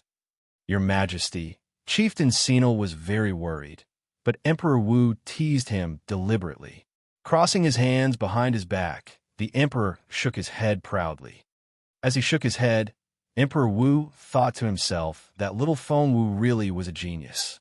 Even if she were a good-for-nothing who had no spiritual essence, with her cooking skills alone, she could rise to a high status and enjoy long-lasting fame. Emperor Wu had to admit that Feng Wu had made him proud several times already since their arrival on the Senil grassland. Seeing how stingy Emperor Wu was, Chieftain Senil was frustrated. He quickly looked around. There! He immediately saw that there were 4 skewers left on the grill. Master Chu and Master Bai might have said that they were checking for poison, but judging by the looks on their faces, they were clearly enjoying themselves. Stop! Stop! The rotund Chieftain Senil quickly ran toward them.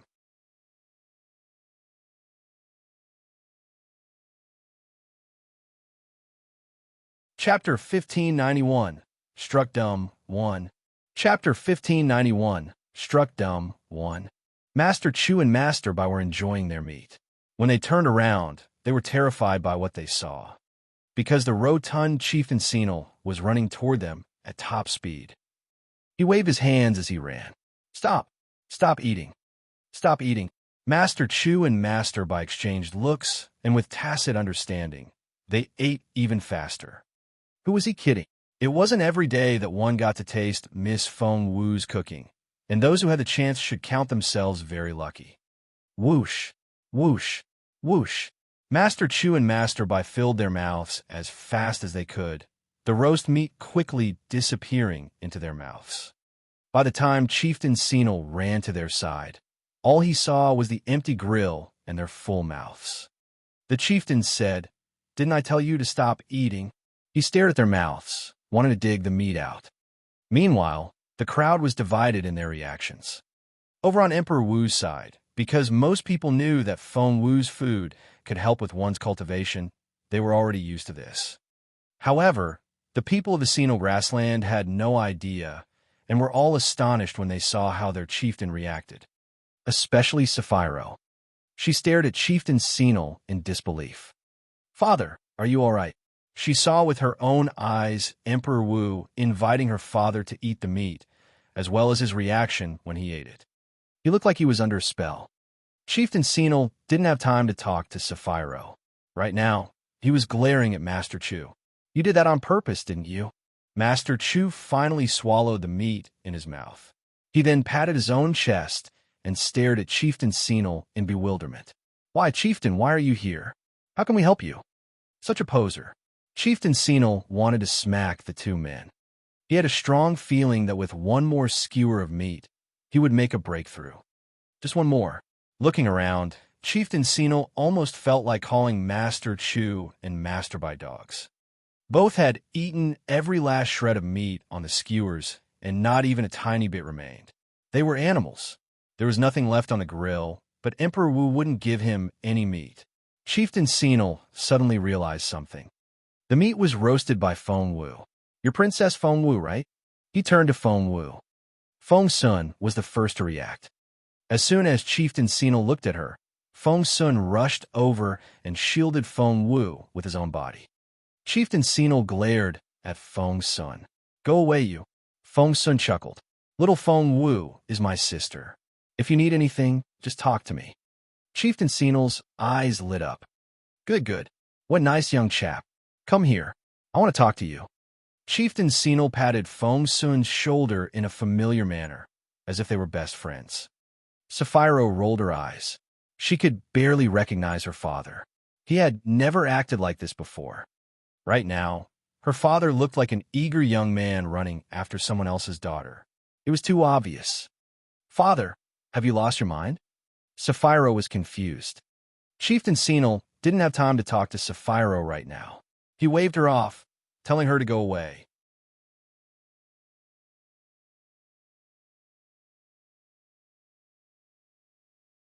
Chapter 1592, Struck Dumb 2. Chapter 1592, Struck Dumb 2. Sapphiro was speechless. She ran up to Feng Wu and stared at her with cold eyes. What spell did you put on my father? Why is he like this? Feng Wu gave her a grumpy glance. You want to know? Speak. Feng Wu chuckled. Just look at your second brother. Soon, you'll know why. Sapphiro gave her a dubious look. She wasn't the only one. A lot of the Sinel grasslanders also looked at the second prince in bewilderment. They were especially frightened by Chieftain Sinel's strange behavior. The chieftain was so close to a breakthrough that he was too thrilled to notice anything else, nor did he pay any attention to the situation and his own status. Did they poison our father? The older prince narrowed his eyes. He and Sapphiro exchanged suspicious looks. The older prince had been trying to find an opportunity to gain power, but luck had never been on his side. He wondered if he should secretly start another chaotic scene and take advantage of it to kill his brother. Otherwise, he was still pondering when, rumble, everyone heard a rumbling noise. What was that? They were all cultivators, so they knew what that sound meant. That was why they were so astonished when they saw that the noise was coming from the second prince. The older prince was the most shocked of them all.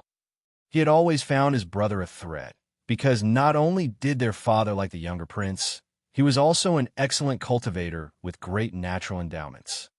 The older prince was only able to remain stronger than his younger brother because he was older and had cultivated for much longer. However, after the second prince's cultivation sped up in the last few years, the gap between their power levels had shrunk. And now, the younger prince had made yet another breakthrough. Ow! The older prince's eyes widened in disbelief. Both he and Sapphiro were extremely astonished. Wasn't he poisoned? How can he make a breakthrough? How's that possible? Sapphiro couldn't believe what she was seeing. But it was the reality. Chieftain Sinel looked thrilled when he saw this. So, he wasn't mistaken. The roast meat could really help with cultivation. Taking Feng Sun's hand, Chieftain Sinel murmured to him, trying to promise him a lot of things. Ahem. Emperor Wu coughed softly into his fist. It was an obvious hint. Feng Sun sighed inwardly. Emperor Wu seized the opportunity before Feng Sun did. If Feng Sun was the one the chieftain talked to, then all the rewards would be little Feng Wu's. However, with the Junwu Empire's interference, the rewards would go to the Empire instead. What a pity. Feng Sun felt quite sorry. 5 minutes later, the second prince finally opened his eyes. How do you feel? Chieftain Sinel was the most concerned, and he immediately asked his son a question. He almost frightened his son. His father had always been kind to him, but never like this. Father, before he could go on, Chieftain Sinel waved at him. Not now. Tell me, how do you feel? What progress did you make?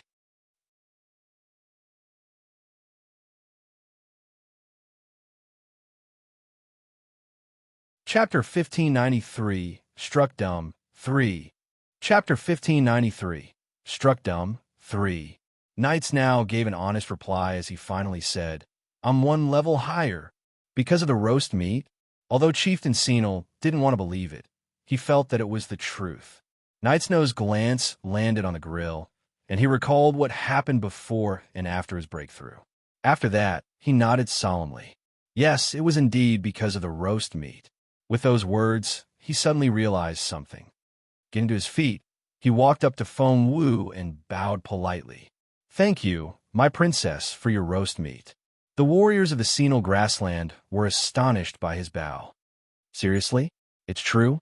So, Prince Knights now really made a breakthrough because he ate the meat? So suddenly? So, Princess Feng Wu's meat isn't poison, but a precious medicine that can lead to progress. Immediately, everyone stared at Feng Wu in disbelief. Because a while ago, everyone thought that Feng Wu had poisoned their prince. As it turned out, not only didn't she poison him, she also helped him with his cultivation. Sapphira was the most astonished of them all. She stood there and stared at Feng Wu in bewilderment. No, it has to be a mistake. Brother, your breakthrough might have nothing to do with her. Sapphira grabbed his hand. Shaking off her hand, Knights now smiled wryly.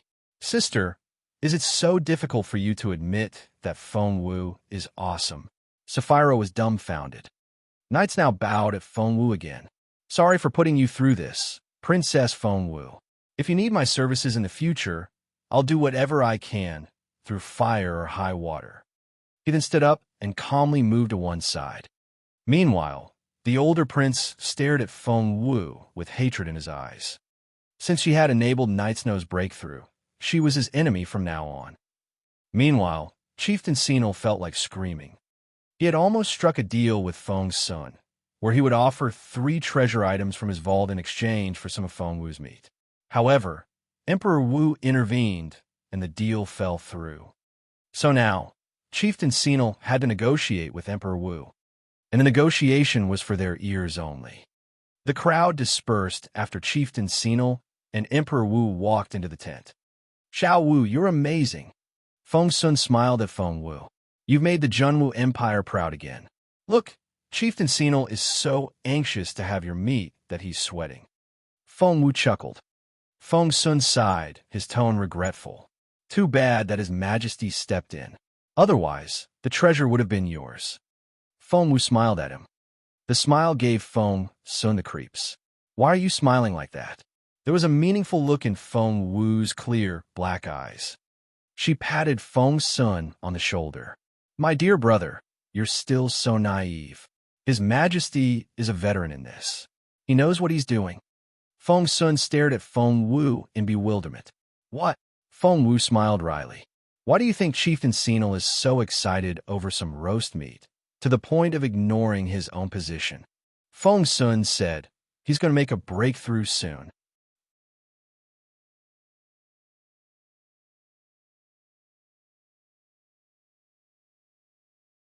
Chapter 1594, Pure Dragon Blood. Chapter 1594, Pure Dragon Blood. Feng Wu chuckled. He's indeed going to make a breakthrough. If I'm right, all he needs is the spiritual essence from 1 or 2 skewers, which will be enough to activate his own spiritual essence and lead to his breakthrough. However, she smiled at Feng Sun. That's not enough to agitate him so much as to forget who he is. Feng Sun gave it some thought and agreed. Then, what's the reason? He asked. Feng Wu shrugged. I have no idea. Feng Sun said, huh? Feng Wu smiled. But I trust our shrewd king. He's going to get an answer out of Chieftain Senil. Moreover, he's going to make the chieftain bleed. The chieftain would have to pay a lot more than 3 treasure items. But that reward definitely won't go to you. Feng Sun shook his head. Feng Wu smiled. The treasures are not what I want. I hope instead that His Majesty will owe me a favor. Thinking about it again, Feng Sun agreed with her. They could put a price on material objects, but not on a favor from the emperor. You're a smart girl. Feng Sun poked her in the head. Feng Wu grinned. I can say the same to you. Just then, Brother Feng? Brother Feng? Feng Wu heard a voice that almost made her jump. Prince Jun Linyan. She was reminded of how the prince had been searching for her, and she felt like screaming. She immediately said goodbye to Feng Sun and went back inside the tent. As soon as she went in, Jun Linyan showed up in front of Feng Sun. What happened? He looked perplexed. Empress Dugu had been nagging on and on until he almost lost it. Now, he was finally able to get away. Feng Sun told him what happened just then.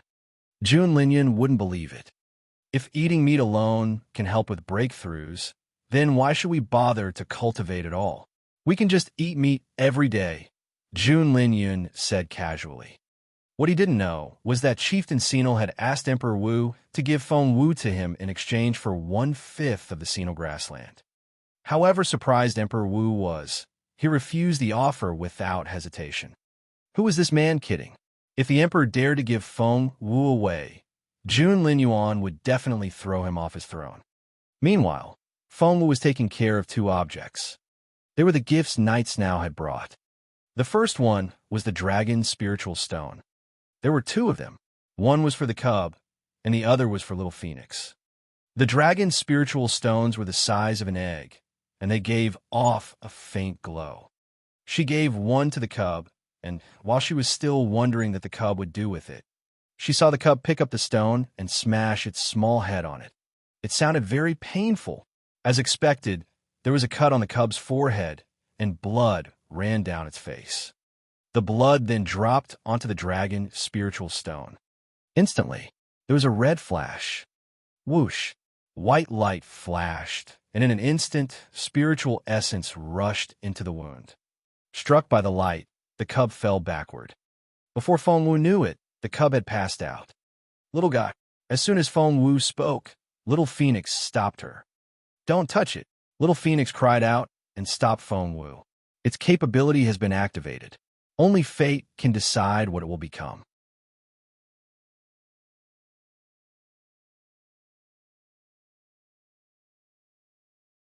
Chapter 1595, Impossible.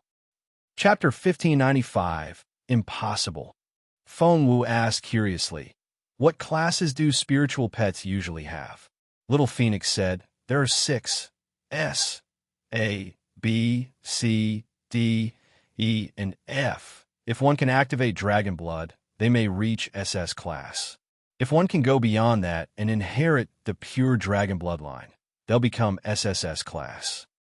Pure Dragon Blood. What does that mean? Feng Wu asked curiously. With pure Dragon Blood, they can turn into dragons when they transform. Of course, it's almost impossible. Just forget about it. Little Phoenix put a damper on her enthusiasm. Feng Wu gave the bird a regretful look. All right. Hey, why are you looking at me like that? Little Phoenix stared at Feng Wu. Feng Wu asked, if you become an SSS class pet, will you become a pure-blooded phoenix? Little Phoenix stared at Feng Wu. How do you know that? Feng Wu said, you really will? It's possible for you to turn into a pure-blooded phoenix, then? As in the one that is reborn from fire? Little Phoenix snorted proudly. I am of the Fire Phoenix bloodline. Why do you think it'll be hard for me to activate it? Feng Wu stared at the bird. Really? Can you really do it? Little Phoenix said, of course I can. Despite its stubborn tone, Little Phoenix knew better than anyone else that it was extremely difficult to become a pure-blooded phoenix. There you go. Feng Wu gave the other dragon spiritual stone to the bird. Something occurred to Little Phoenix before it took the stone. Bring me the 10 direction seal. I'll take a look for you. Since the bird was about to enter the transformation stage and didn't know when it would wake up, nor could it predict the outcome, it decided to examine the seal for Feng Wu first. Will the transformation be dangerous for you? Feng Wu looked at Little Phoenix. Do you think a petty thing like that can be dangerous to me? Little Phoenix said proudly. Feng Wu didn't know what to say. The spiritual essence is about to recover, and this area is going to become a living hell. Stop messing about. Feng Wu was startled. A living hell? How? No one has told me anything. Little Phoenix said grumpily. That's because they don't know either. Feng Wu said, what? Didn't they say that the spiritual essence recovers every year? It shouldn't be dangerous, right? Little Phoenix snorted. This year is special. It's going to be the most dangerous period in 100 years. You know what? I'm going to hold off on my transformation. You may be dead before you know it. Feng Wu asked, is it that serious? Little Phoenix had never been so serious. Staring at Feng Wu, it said, it's 100 times more serious than you can imagine. Just think about that. Feng Wu said. Meanwhile, Little Phoenix had already picked up the 10 direction seal. It fiddled with it and narrowed its eyes. It studied and examined the seal carefully. I know there's a problem, but I just can't figure out what. Feng Wu told Little Phoenix. When I held it just then, I already examined it with a formation, but it turns out that this seal contains runes, not formations. As for the runes, Feng Wu shook her head. I've never seen something so special before, so I can't recognize any of them. I've seen them before, Little Phoenix declared unexpectedly. You've seen them? When? Feng Wu was bewildered. You've been in the ring all this time. How could you have seen something that I haven't? Think carefully. Have you really seen them before? Little Phoenix said solemnly, I really have. As for where, it rubbed his head because it just couldn't remember. In my previous life, maybe? Little Phoenix spoke to itself. Feng Wu chuckled. Cut it out. Your previous life? Why not say that you've lost your memory? But I really have seen it before, Little Phoenix said proudly. All right, you have. Then tell me, what do these 7 special runes mean? And how are you going to take off this warm jade shell? Feng Wu had tried. It was impossible to remove that shell by sheer force. However, to Feng Wu's surprise, the next second, crack, there was a crisp sound. Feng Wu watched as Little Phoenix cracked the seal with its claws. How can that be? Little Phoenix glanced at Feng Wu. See, Feng Wu was very surprised. You really know these 7 runes? You mean it? Little Phoenix scratched its head.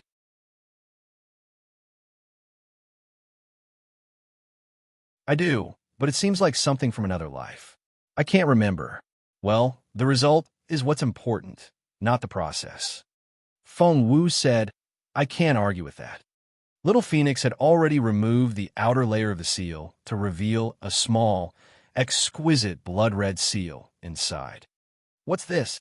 Tilting her head, Feng Wu looked at it curiously. Meanwhile, Little Phoenix gazed at Feng Wu with a strange look in its eyes. Feng Wu was perplexed. What? What's the matter? Do you know what this is? Little Phoenix took a deep breath and shook the seal that was in its claws. Feng Wu was bewildered. No, I don't. It looks like a top-grade bloodstone seal. I'm sure it's worth a lot. Little Phoenix smacked Feng Wu on the head. Worth a lot? Is bloodstone all you can think about? You fool. Rubbing her forehead, Feng Wu looked at Little Phoenix. Why are you so excited and rude all of a sudden? Little Phoenix stared at Feng Wu. Do you know what this is? Feng Wu said, I'm asking you, aren't I? Little Phoenix said, this is the seal of the Ghost King. The Ghost King seal. Do you know what that is? Seeing the crooked characters on it, Feng Wu shook her head. What is that language? I don't understand it. It's not a language of the living. It belongs to the netherworld. Little Phoenix snapped. Feng Wu asked, so, the netherworld does exist. More importantly, why do you know their language? She was intrigued. Not only did Little Phoenix understand the 7 special runes, it also understood the language of the netherworld. How? How do I know? It's just in my brain, and I automatically know it. Little Phoenix rubbed its head. That's not important. What's important is that it's the Ghost King seal. What's the Ghost King seal? The Ghost King seal represented the Ghost King themselves. Soon, this place will turn into a living hell, and there will be more ghosts than you can imagine.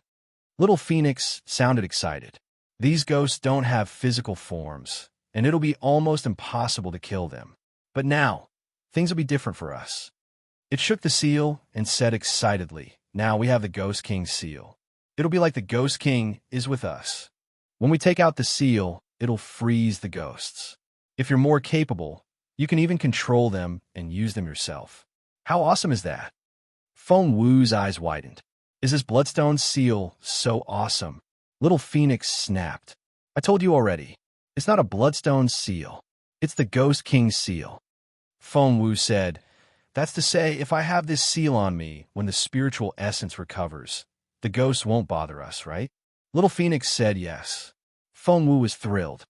That was to say, she would have a great advantage when the spiritual essence recovered. When that happened, it would be so much easier for her. If Sapphiro knows that the Ghost King seal was concealed in the Ten Direction seal, how furious would she be? Feng Wu chuckled. Little Phoenix said, I don't know how angry she'll be, but she'll definitely try to take it away from you.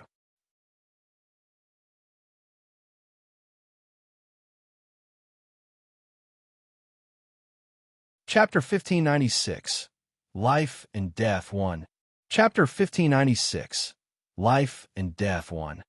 After some thought, Fengwu had to admit that little Phoenix was right. She couldn't let others know about the Ghost King seal yet, since it would be considered a great advantage. It would definitely cause a scene. After all, too many people would want it. It's said that the spiritual essence recovers on December 12th each year. If that's the case, we still have 3 more days to wait. I really hope that it'll come sooner. That way, I could try this Ghost King seal. Little Phoenix gave Fengwu a grumpy look. It seems that you're going to get your wish. Fengwu asked, what do you mean? Little Phoenix said quietly, that day should come earlier this year. How do you know that? Can you sense it? Is it starting already? Fengwu's eyes widened. Little Phoenix gave her a grumpy look. All I can say is that it can start at any moment. When that happens, the entire area of the spirit source will be fraught with danger, but there will be an opportunity as well. You'll benefit a lot from it. Fengwu nodded. Little Phoenix said, but after what you did earlier, the people of the Senile Grassland are already wary of you. The older prince and princess at least already deem you their greatest enemy. Why did you have to do that? Fengwu said, well, what happened was beyond my control.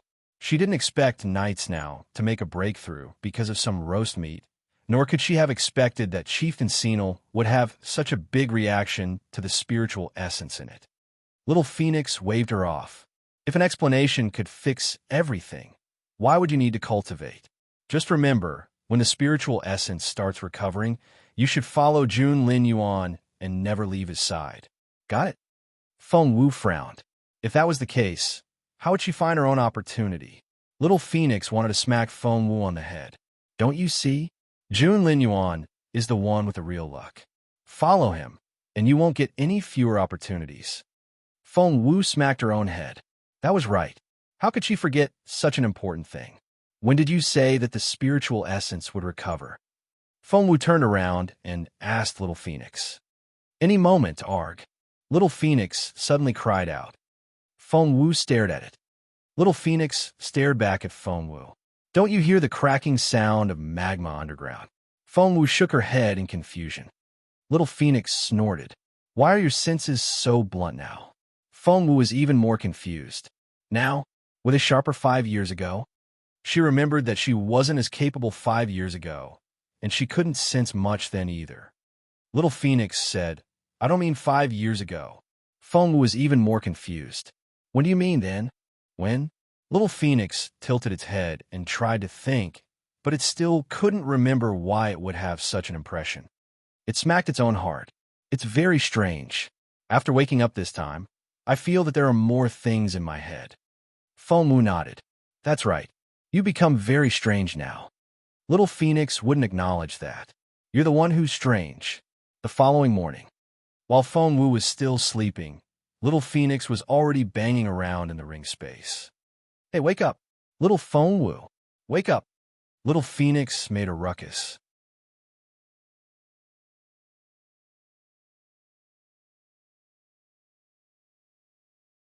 Chapter 1597, Life and Death 2.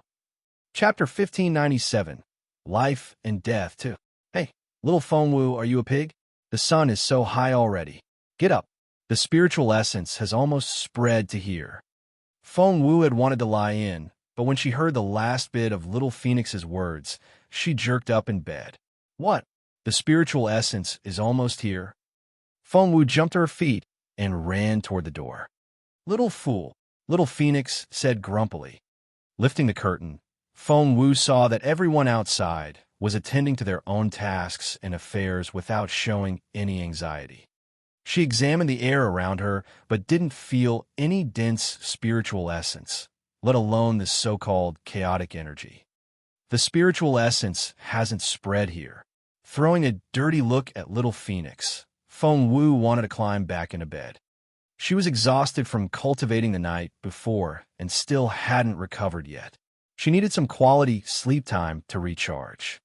However, before Fengwu could get back into bed, Little Phoenix flew out of the ring space and smacked her on the head. Fengwu grimaced in pain.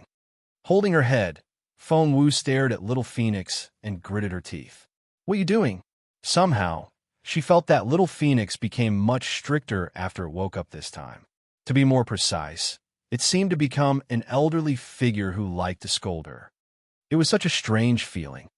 At that thought, Feng Wu stared at little Phoenix and narrowed her eyes. What secret was the bird hiding, and why did it seem to concern her? Feng Wu was still feeling confused when little Phoenix urged her loudly. What are you waiting for? Do you think you still have a lot of time? Go. What? Where?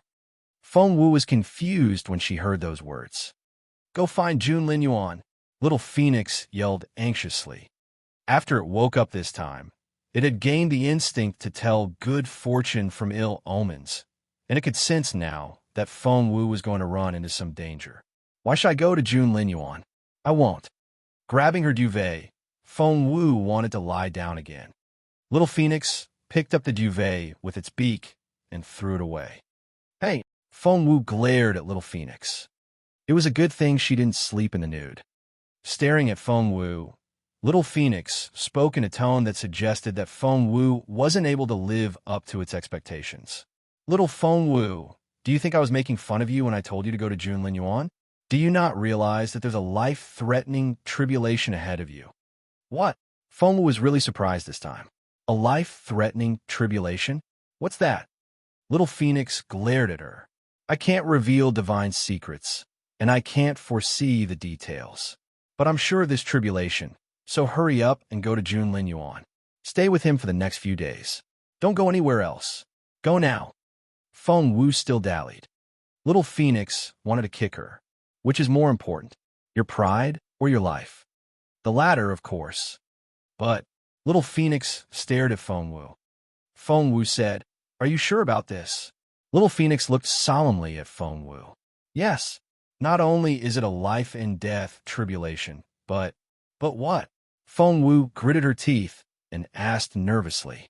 It's a life-threatening tribulation circle. That's the most life-threatening of all. If the chance of escaping a life and death tribulation is slim, this one is much worse. That you're tuning into the Warrior Lore YouTube channel. Don't forget to subscribe and join us on this journey to catch the most captivating stories.